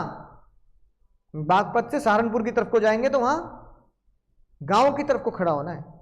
उस तरफ खड़े होकर 8 किलोमीटर तक जो भी लहरा रहे हो, धरती सुनहरी अंबर नीला हर मौसम रंगीला, जो भी खेत खलियान लहरा रहे हो 8 किलोमीटर तक सब वो बागपत के शहरी एरिया है। और 8 किलोमीटर के बाद वो ग्रामीण एरिया है। तो जो 8 किलोमीटर के बाद वाला किसान अपनी जमीन बेचेगा उसको कोई टैक्स नहीं देना। लेकिन जो 8 किलोमीटर के अंदर वाला किसान बेचेगा तो ताई कह रही है तू बागपत का शहरी किसान है, तू गांव का किसान नहीं है, तो शहर के किसान को टैक्स देना है। समझ गए? अब सर मुद्दे की बात पे आते हैं, कौन सी एसेट्स होती है? ताई ने बोला खेल खत्म कर, किसी भी तरह की एसेट चाहे मूवेबल हो इमूवेबल हो, टेंजेबल हो इंटेंजेबल हो, सब एसेट्स हैं सिवाय इनको छोड़कर। Any kind of assets is assets in capital gain except these 4। यानी कि कॉपीराइट भी एसेट है, पेटेंट भी एसेट है, ट्रेडमार्क भी एसेट है कि नहीं बात? सब चीजें एसेट्स हैं। ULIP plan, ULIP United link insurance plan एक ऐसा प्लान होता है जिसमें डेथ कवर भी होता है और इन्वेस्टमेंट भी होता है, वो यूलिप प्लान से आना आता है। तो टाई ने बोला यूलिप प्लान को भी एसेट मानेंगे। किसको मानेंगे? यूलिप प्लान को भी एसेट मानेंगे। अगर देखना क्या लिखा है, बहुत सिंपल, 2 चीजें याद रखना। तुमने कोई यूलिप प्लान लिया है ना, तो उस यूलिप प्लान का बस थ्योरी में आएगा तो अगर उसका प्रीमियम ज्यादा है 2.5 लाख से, या फिर दोनों में से कोई भी एक बात पूरी करनी है, या फिर उसका प्रीमियम जो प्लान का प्रीमियम वो ज्यादा है 10% ऑफ सम एश्योर्ड, जितने का वो सम एश्योर्ड का प्लान है जो मिलना ही मिलना है मैच्योरिटी पर, दोनों में से कोई भी बात पूरी हो जाए ना, तो विच एवर इज लोअर नहीं है एनी वन, तो फिर वो यूलिप प्लान कैपिटल एसेट माना जाएगा। बात समझ में आ गई? मान लो भाई तुमने क्या किया, तुमने एक यूलिप प्लान लिया और यूलिप प्लान का सम एश्योर्ड कराया तुमने 50 लाख कि जब ये प्लान की मैच्योरिटी आएगी तो मुझे LIC वाले करा देते हैं ना, तुम LIC से भी ले सकते हो, किसी HDFC भी, किसी भी से भी ले सकते हो ना। तो LIC वाले कह रहे हैं भाई तेरा 50 लाख का सम एश्योर्ड है, तेरा जो प्रीमियम बनता है वो प्रीमियम बनता है तेरा 3 लाख रुपए साल का। कितना बनता है? अब हम जानना चाह रहे हैं ताई बताओ क्या ये एसेट है या नहीं है ये वाला यूलिप प्लान। ताई ने कहा दोनों में पहले दोनों फॉर्मूले लगा ले। प्रीमियम कितना तेरा? क्या 3 लाख का प्रीमियम तेरा 2.5 लाख से ज्यादा है? बोलो हाँ या ना? है। तो इस वाले पॉइंट से एसेट होगी, बात खत्म। या इसमें चेक कर लो 3 लाख का प्रीमियम क्या ज्यादा है 5 लाख से? 50 लाख का 10% है या नहीं? अच्छा ये नहीं है, तो you are an asset by this equation. तो यूलिप इज एन एसेट। याद रखी बात? बोलो भैया, ओ मुन्नी, ओ मुन्ने भाई बताओ, समझ में आएगी बात? सिंपल सी बात है, कुछ भी नहीं करना, एमसीक्यू में आएगा आएगा, तो बाकी इसका कुछ भी है ना, इन्फॉर्मेशन या डेटा लॉ में लिखा नहीं है, बस ये लिखा है कि यूलिप प्लान में अगर दोनों में से कोई भी एक इक्वेशन लग जाती है तो वो असेट मान लेंगे हम। ऐसी भाई छुट्टी का बात की कर दो, 4 बज गए, आधा घंटा है। ऐसी बताओ, एफआईआई कौन होते हैं भाई? अगर मैं तो सच बताऊं, पूरा हमारा शेयर मार्केट इंडिया का किसका खेल है? तुम्हारे मेरे हाथ में कुछ भी नहीं, हम तो बेचारे पिसते हैं। कॉलपुट में जो तुम जुआ खेलते हो ना, कॉलपुट वाला, इसमें लॉस इसलिए होता है क्योंकि एफआईआई मजे लेते हैं।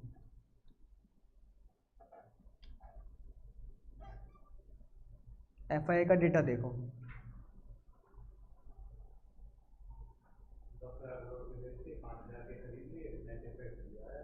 8 अप्रैल कल एफआईआई ने, ये एफआई 8 अप्रैल को एफआईआई ने 11,500 करोड़ के शेयर खरीदे हैं। समझ में आई बात? और 9,200 करोड़ के बेचे हैं, यानी कल, चलो कोई नहीं, 11,000 करोड़ के शेयर खरीदे, यानी कल टोटल इंडियन शेयर मार्केट में उन्होंने सेलिंग करी है। लेकिन जो डीआईआई है, डीआईआई को बोलते हैं डोमेस्टिक इंस्टीट्यूशनल इन्वेस्टर्स, जैसे हमारे म्यूचुअल फंड्स जो होते हैं हमारे, इन्होंने 12,000 करोड़ के खरीदे और 9,000 करोड़ के बेचे, इसलिए इनको 3,000 करोड़ की इन्होंने बाइंग करी है। यही कारण था कल शेयर मार्केट कल ग्रीन में बंद हुई है, पॉजिटिव बंद हुई है ना। तो अगर तुम देखोगे 8 तारीख को शेयर मार्केट क्या हुई है सर? हाँ, 8 तारीख को शेयर मार्केट ग्रीन में बंद हुई, यानी कि भड़के बंद हुई है। यही एफआईआई अगर कल बेच देते तो कल शेयर मार्केट रेड में जाती। अब सारा का सारा झोल यही है, हमें ये नहीं पता कल वो क्या करेंगे, ये प्रिडिक्शन है। कल बेचेंगे तो भैया मार्केट रेड में जाएगी, तो भैया जो बुल्स एंड बियर होते हैं ना, तो बियर लोग कमा लेंगे पैसा, है ना। और अगर मुझे लग रहा है नहीं भाई एफआईआई वाले खरीदेंगे, तो मैं भी कुछ खरीदारी कर लेता हूँ, तो एफआईआई खरीदेंगे तो मेरे शेयर की वैल्यू बढ़ेगी, या मेरे भी ऑप्शन की वैल्यू बढ़ेगी, तो मैं कमा लूंगा पैसा, है कि नहीं बात? तो ये सारा खेल चलता है। तो ताई ने बोला इतने हजारों करोड़ की लेन देन चल रही है, तो भैया एफआईआई जो हमारे डीआई तो अपने ही हो गए, एफआईआई जो हमारे देश के नहीं है, वो जब शेयर मार्केट में शेयर खरीदेंगे बेचेंगे तो उनको भी कैपिटल गेन देना है। तुमने आज खरीदा कल बेच दिया, 2 short term capital gain. Share equity हो गए, इक्विटी शेयर हो गए, 12 महीने के अंदर खरीद बेच कर दी, बस राहुल गांधी तैयार रखना, 15% शॉर्ट टर्म कैपिटल गेन, बात खत्म। तो एफआईआई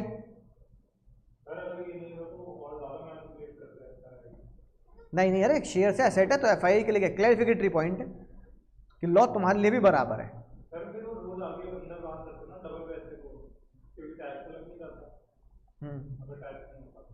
टैक्स तो इन्होंने क्लैरिफिकेटरी पॉइंट डाल रखा है।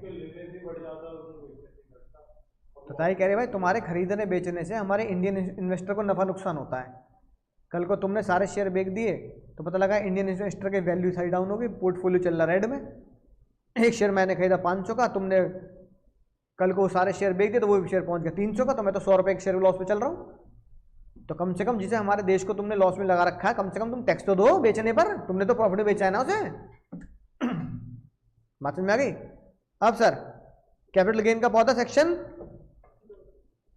बोलो भाई, कैपिटल गेन का पौधा सेक्शन 214। अब बात आती है कि सर मुझे टैक्स देना कब है।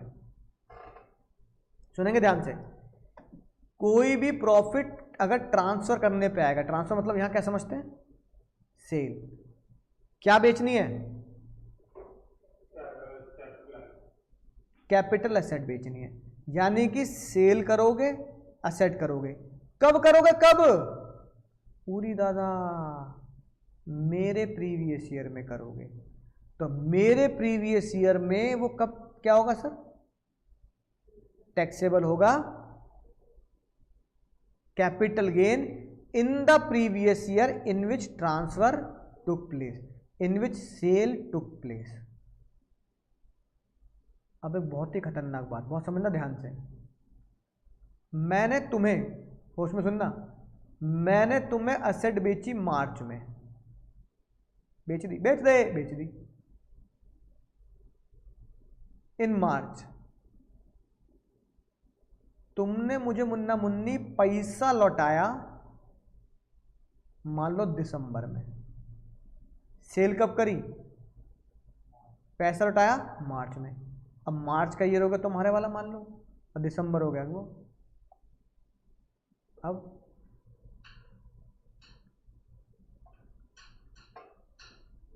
टैक्स कब दूं, अब मुद्दा ये आया, मान लो चलो ये मैंने तुम्हें सेल करी मान लो 2024 में, तुमने मुझे पैसा दिया दिसंबर 2030 में, अब 24 में है ना, ताई के हिसाब से क्या है, in the previous year in which sale took place, है कि नहीं बात।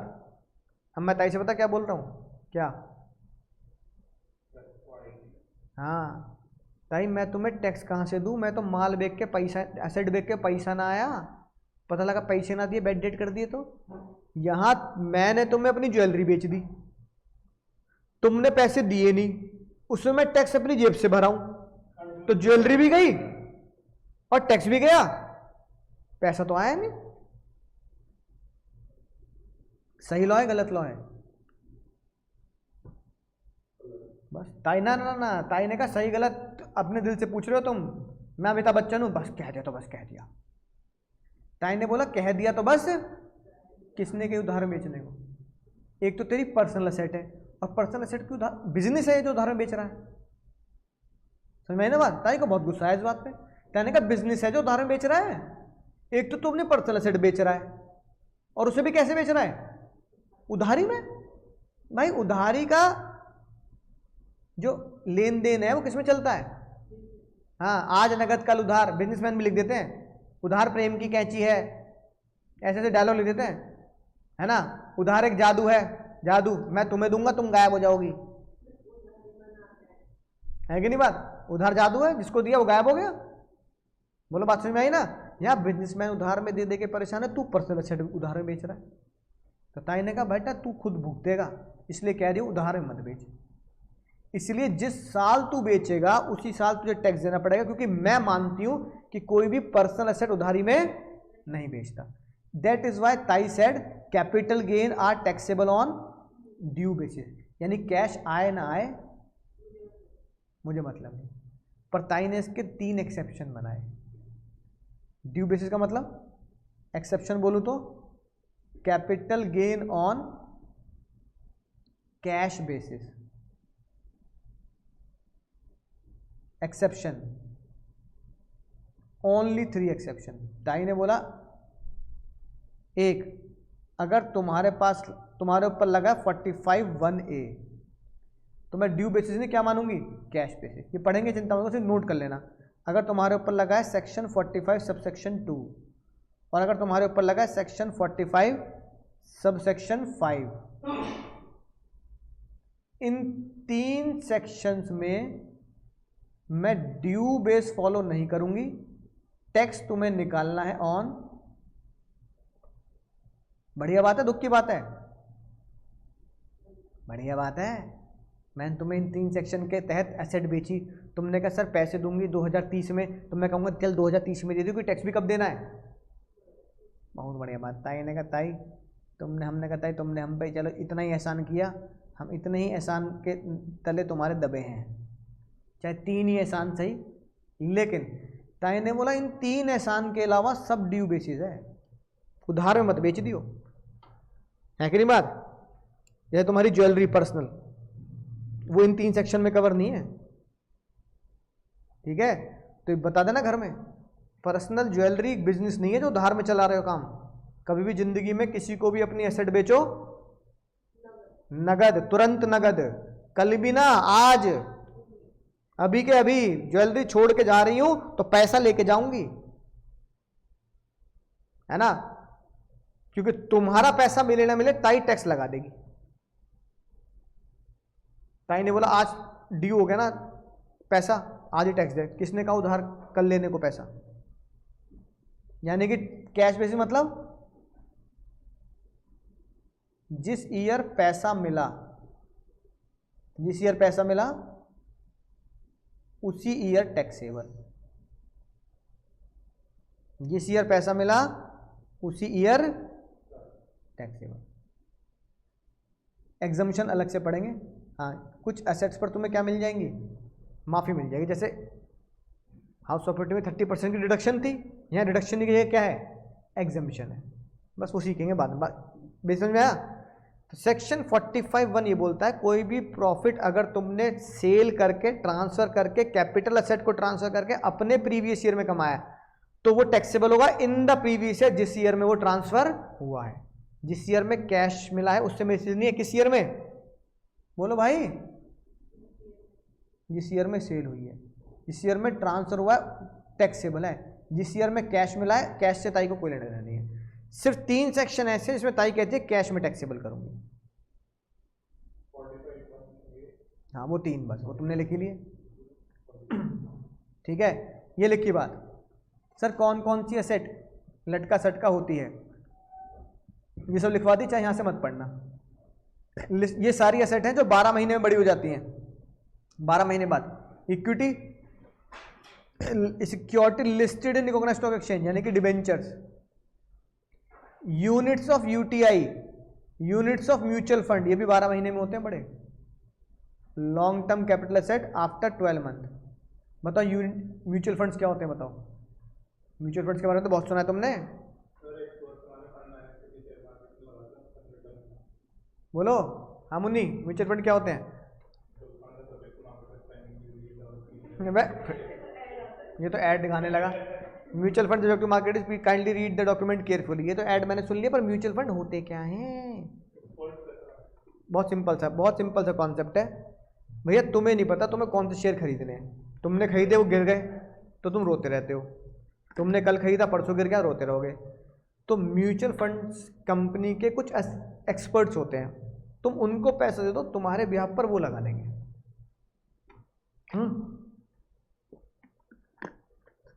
और तुम्हें वो म्यूचुअल फंड्स की यूनिट्स दे देंगे। क्या दे देंगे, तुम्हें ये नहीं बताएंगे कि तुम्हारा पैसा रिलायंस में लगा है, टाटा में लगा है, अडानी में लगा है ना, या चीनी मिल में लगा है, या पेट्रोलियम बीपीसीएल आईओसी इनमें लगा है, या एफएमसीजी सेक्टर में लगा है, या रिटेल सेक्टर में लगा है। तुम्हें ये नहीं बताएंगे।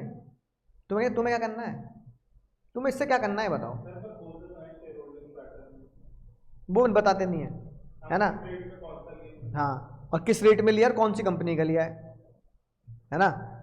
अब एफएमसीजी में तुमने एचयूएल का लिया है, डाबर का लिया है, इमामी का लिया है, वो ये नहीं बताते शेयर, है ना। अब बता देंगे कि भैया इन जगह पे हम पैसा लगा देते हैं, तुम्हारा चिंता मत करो, यूनिट ले लेना, हमसे लीगल है। तो मेरे बिहाफ पर अगर कोई एक्सपर्ट पैसा लगाता है शेयर मार्केट में तो वो होता है म्यूचुअल फंड्स। यूटीआई क्या होता है, यूटीआई को बोलते हैं म्यूचुअल फंड्स ऑफ गवर्नमेंट। अगर मैं सरकारी म्यूचुअल फंड्स लेता हूं तो वो मुझे यूटीआई के नाम से मिलेगी। क्या मिलेगी, यूनिट ट्रस्ट ऑफ इंडिया, है ना। जीरो कूपन बॉन्ड क्या होता है, कूपन का मतलब होता है ब्याज। एक ऐसे बॉन्ड जिस पे ब्याज नहीं होता।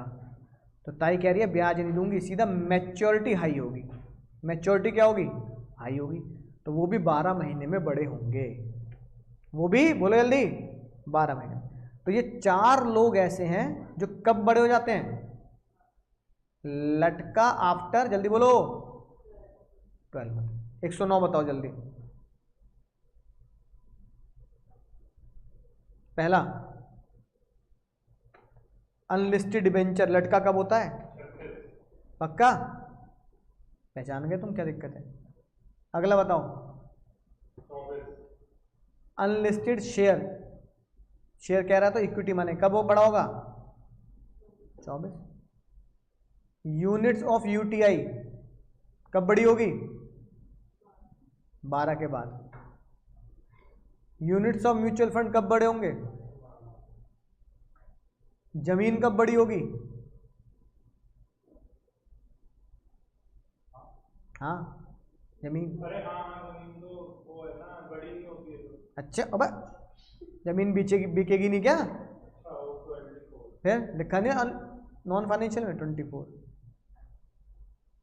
पेंटिंग कब बड़ी होगी? असेट नहीं पेंटिंग? हाँ असेट होती है तो कब बड़ी होगी? असेट है तो बड़ी होगी। 36 नॉन फाइनेंशियल में नहीं आ गई, ठीक है ना। Drawing archaeological collection 36। ज्वेलरी 36। तो फाइनेंशियल नॉन फाइनेंशियल। बिल्डिंग घर, अच्छा उसमें याद मत कर लेना, समझ गए? अब सर आपने इतने एग्जांपल दे दिए, यूटीआई 12, म्यूचुअल फंड 12, जमीन 24, बिल्डिंग 24, ज्वेलरी 36, आर्कियोलॉजी पेंटिंग 36। करे तो करे क्या, बोले तो बोले क्या? फॉर्मूले। अगर कोई भी एसेट 36 महीने के बाद या 24 महीने के बाद या 12 महीने के बाद लॉन्ग टर्म है तो लॉन्ग टर्म का फॉर्मूला अलग है। समझ में आई बात? होश में पढ़ेंगे अब। क्या पढ़ेंगे होश में sir? Calculation of capital gain. यानी मुझे क्या डिसाइड करना है? पहले तुमने डिसाइड किया कि कोई भी एसेट लटका है या सटका है। स्टेप नंबर 1 में ये डिसाइड करना है। स्टेप नंबर 1 है ना, कि एक तो वो एसेट है या नहीं ये डिसाइड करो, और फिर उसको लटका है या नहीं है ये डिसाइड करो एज पर सेक्शन 242A। ये मैंने तुम्हें डायग्राम बनाया ना 242A, ये जो बनाया था हमने, ये क्या कौन बताता है? Section 242A।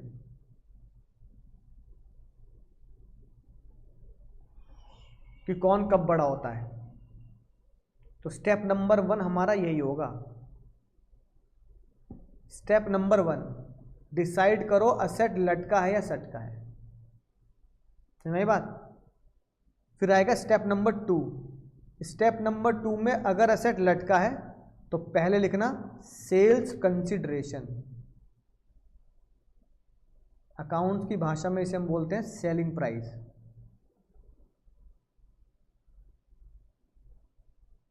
सेल्स में से क्या माइनस करनी पड़ेगी? कॉस्ट, है ना। कॉस्ट की जगह पर शब्द आता है यहां कि अगर कोई एसेट लटका है तो उसे इन्फ्लेट करना पड़ेगा। क्या करना पड़ेगा? Inflate.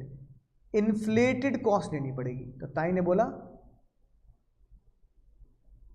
Inflated cost of acquisition, और इन्फ्लेटेड वर्ड को ताई ने नाम दिया index cost of acquisition. Inflate करके माइनस कर देना, ये आ जाएगा तुम्हारा लॉन्ग टर्म कैपिटल गेन। तो ये long term capital gain Sonia ji का भी हो सकता है और केजरीवाल जी का भी हो सकता है। और अगर तुम्हारी asset short term capital asset है, तीनों स्टेप समझ गए? इधर देखो, स्टेप 2 स्टेप 3। तो स्टेप नंबर 1, स्टेप नंबर 2 में सेम चीज लिखो, सेल प्राइस या सेल कंसिडरेशन। और सुनना ध्यान से, स्टेप नंबर 3 में, स्टेप नंबर 3 में जब लेस करेंगे तो इन्फ्लेटेड कॉस्ट लेस नहीं करेंगे, जो कॉस्ट दे रखी है वही लेस कर देंगे। माइनस कर दो ओनली कॉस्ट प्राइस, यानी कॉस्ट ऑफ एक्विजिशन। बिना इन्फ्लेशन का फॉर्मूला लगाए कर दो और ये आंसर आ जाएगा। क्या आंसर आ जाएगा? Short term capital gain. यानी कि हमें सीखना है, इन्फ्लेशन के फॉर्मूले सीखने हैं।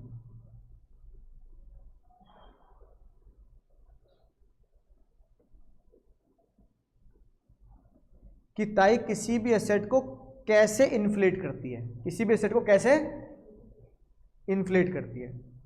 बात समझ में आई? अब वो कैसे होगा ये बात बताओ मुझे।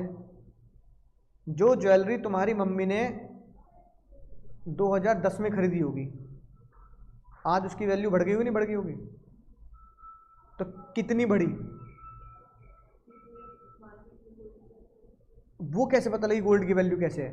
कि मान लो अगर आज से 20 साल पहले गोल्ड चल रहा था 30,000 रुपये तोला, है ना, अब चल रहा है मान लो फॉर एग्जांपल 60,000 रुपये तोला। तो ये 30 से 60 20 साल में हमें कैसे पता लगा कि गोल्ड की प्राइस इतना बढ़ रहा है? ये 60,000 रुपये तोला क्यों है, 70,000 रुपये तोला क्यों नहीं है? और 60-70 क्यों है? ये 20 साल में क्या कहते हैं 50,000 रुपये तोला क्यों नहीं है? तो कुछ इन्फ्लेशन के रूल्स होते हैं। क्या होते हैं? इन्फ्लेशन के रूल्स होते हैं जो ये कहते हैं बहस मत करना, बस जो क्या बोलते हैं, हाँ बहसबाजी मत करना। जो 20 साल पहले सोना 30,000 रुपये का 10 ग्राम था, 30K का 10 ग्राम मिलता था, आज वो 70K का 10 ग्राम है। तो अब ये बहस मत करना कि ये 70K क्यों है, 75K क्यों नहीं है, या फिर ये 65K क्यों नहीं है, 70 ही क्यों है। है तो है, पंगे मत लेना सरकार से, है ना। तुम अपने आप को होशियार मत दिखाओ कि तुम ही बड़े वैल्यूअर हो। किस चीज के? सोना चांदी के। सोना चांदी चमनप्राश खा बस, लेकिन सोना चांदी की कीमत तू मत निकाल, हम सरकार निकाल लेगी, ठीक है। तो वो जो वैल्यूएशन के रूल हैं उसमें से एक रूल उन्होंने इनकम टैक्स में डाल दिया कि मैं कैसे मानूंगी कि एसेट की कीमत 20 साल में, 10 साल में, 15 साल में इतनी बढ़ गई होगी। जमीन, तुम्हारे भैया पिताजी ने, दादाजी ने जमीन ली, है ना, वो जमीन ली मान लो 50 लाख रुपए की। अब वो कोरोना के टाइम पे गिर गई, लेकिन अब उसकी जमीन 50 से हो गई 70 लाख। तो 70 ही क्यों है? ये 65 क्यों नहीं है, ये 75 क्यों नहीं है, ये 1 करोड़ क्यों नहीं पहुंची? समझ में ना बात? तो सरकार क्या बोल रही है, बस ये बहस मत कर, ये हमारी जिम्मेदारी है कि हम उसकी वैल्यू कितना। अब तुम कल को तुम बोलो डॉलर 80 रुपये क्यों चल रहा है, 50 क्यों नहीं है? 50 था आज से 20 साल 50 साल पहले, और डॉलर फिर 100 ही क्यों नहीं है? अगर एक डॉलर की कीमत हमें 80 रुपये देनी पड़े तो $1 की 100 लो ना, राउंड फिगर में बात करते हैं, 82 की क्यों करनी बात? समझ गए ना। तो कुछ इंटरनेशनल रूल्स, कुछ इंटरनेशनल स्टैंडर्ड्स सरकारी होते हैं जिसके बेस पर $1 की कीमत 81 या 82 चल रही है। वो 100 या 50 नहीं है, इसमें हमें नहीं पढ़ना। हमें तो एग्जाम के लिए क्या सीखना है कि गवर्नमेंट के कुछ हाई प्रोफाइल वैल्यूअर होते हैं जिन्होंने उसको ये बता दिया कि किसी भी एसेट को मुझे इन्फ्लेट कैसे करना है, तो हमें उस इन्फ्लेशन का फॉर्मूला सीखना है ना। बहुत आसान फॉर्मूला, मुश्किल नहीं है, बात समझ में? उसे हम अगली क्लास में सीखेंगे ताकि तुम बेसिक पढ़ के आओ पहले। और आज की आखिरी बात कर लेते हैं, जिसे ताई कहती है ट्रांसफर, है ना, सेल। उसमें देखो सेल तो आता ही आता है, एक्सचेंज, एक्सचेंज समझ गए?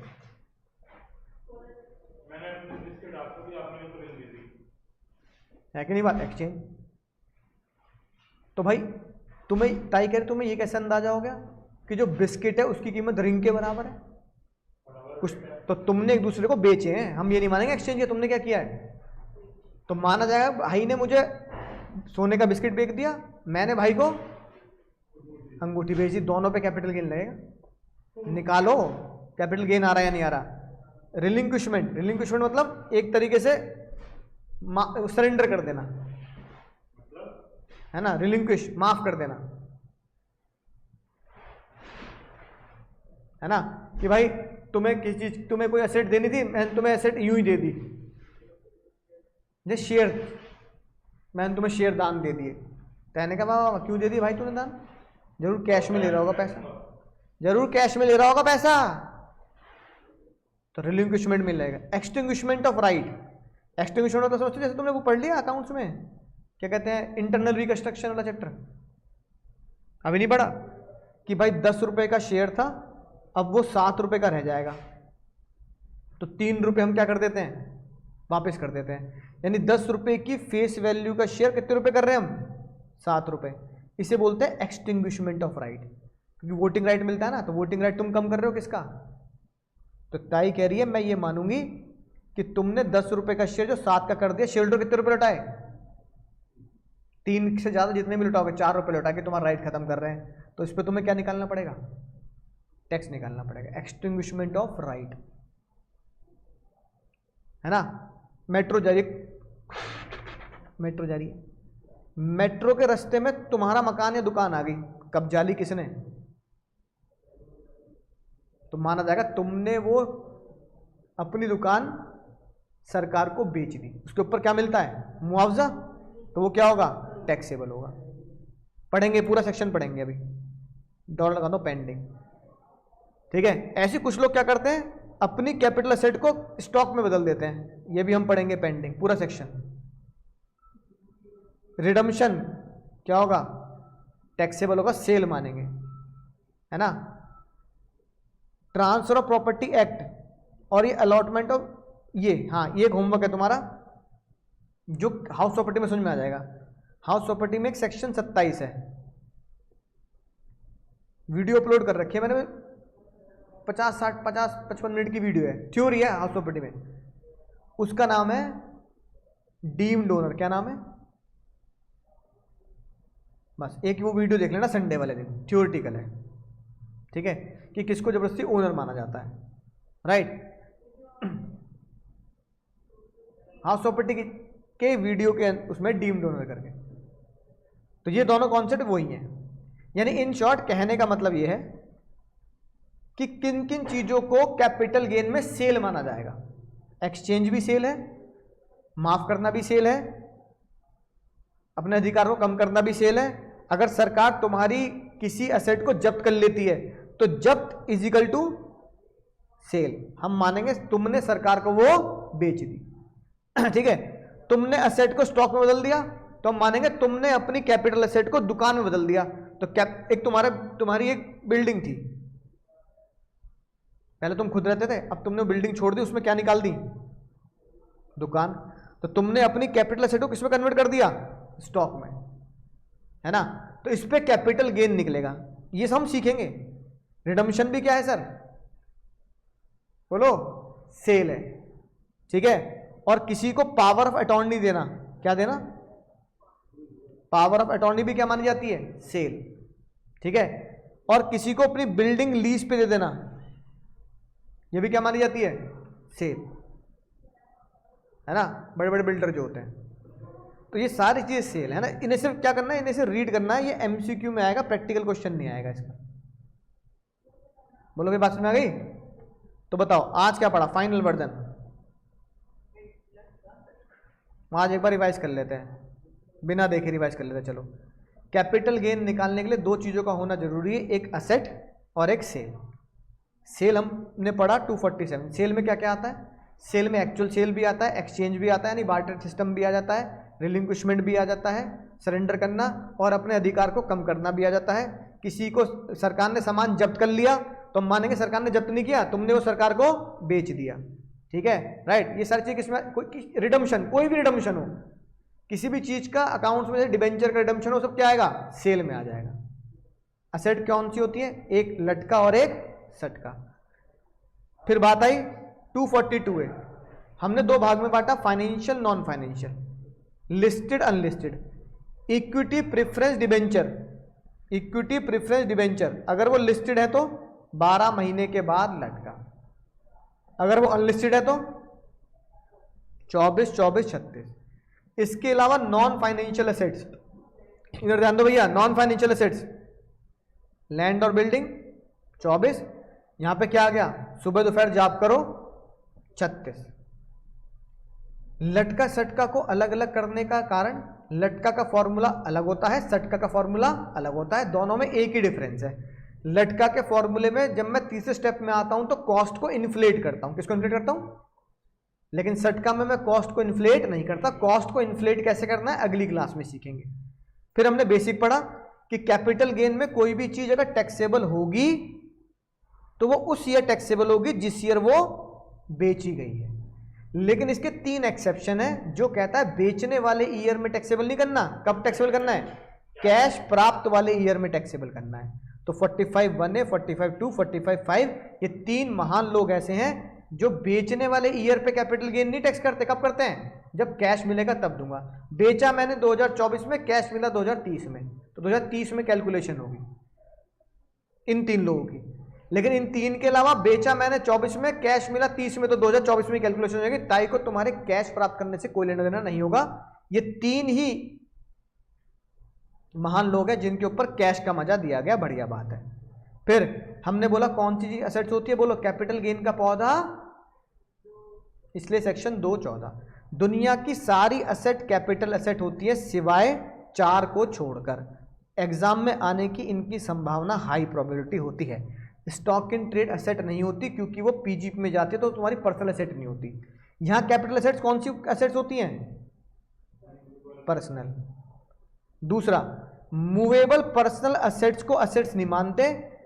तुम्हारी कोई भी असेट जो मूव करती है और पर्सनल है वो असेट नहीं है, सिवाय इनको छोड़कर। ये तुम्हारी पर्सनल है, मूवेबल है, स्टिल क्या है?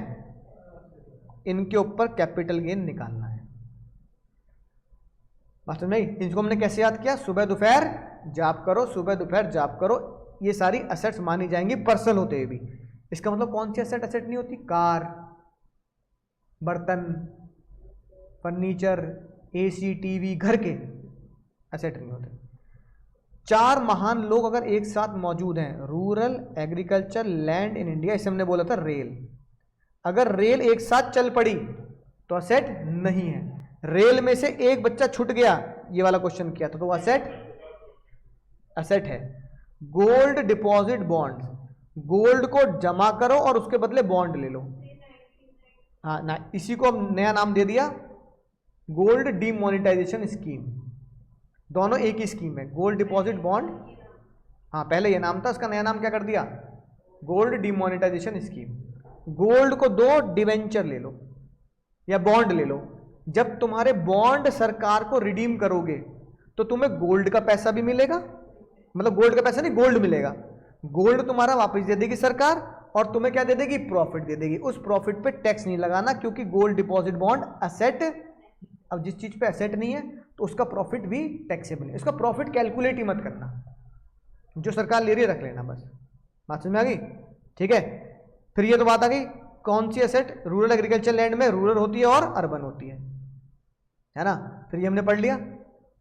242A ने बताया था कब लटका होता है कब सटका होता है, ये हमने उसके क्वेश्चन कर लिए थे।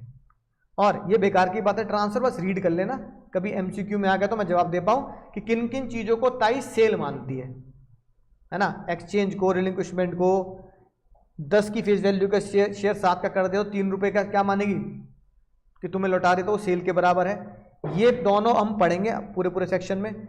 मैच्योरिटी जीरो कूपन बॉन्ड की नहीं, किसी भी एसेट की मैच्योरिटी, किसी भी एसेट का रिडम्पशन क्या माना जाता है? Redemption of any asset sale के बराबर माना जाता है। तुमने किसी को पावर ऑफ अटॉर्नी दे दी तो तुम मानेंगे तो मैं सेल दे दे। तुमने अगर कोई अपनी पूरी बिल्डिंग बनी है और उसे हाउसिंग लीज सोसाइटी के अंदर लीज पे दी तो भी क्या मानेंगे? सेल मानेंगे। तो ये बिल्कुल मैंने थोड़ा डिटेल में पढ़ा रखा है सेक्शन 27 ऑफ हाउस प्रॉपर्टी में, तो ये पढ़ के आना, यानी कि इस सेक्शन को जस्ट रीड मारना है, ये वाला, ये 2 पॉइंट। तो ट्रांसफर सेक्शन को रीड मारना, चाहो तो इग्नोर कर देना क्योंकि प्रैक्टिकली इसकी कोई वैल्यू है नहीं, है ना, वो हम क्वेश्चन में कर लेंगे। याद क्या करना है? 242A का ये कॉन्सेप्ट और क्या असेट होती है क्या असेट नहीं होती याद करना है। फिर हमने सीख लिया सर फॉर्मूला क्या होता है, ये फॉर्मूले होते हैं। लटका में इन्फ्लेट करना है, सटका में कोई इन्फ्लेट नहीं करना, बस सबसे छोटा फॉर्मूला। एक चीज में से एक चीज घटानी है।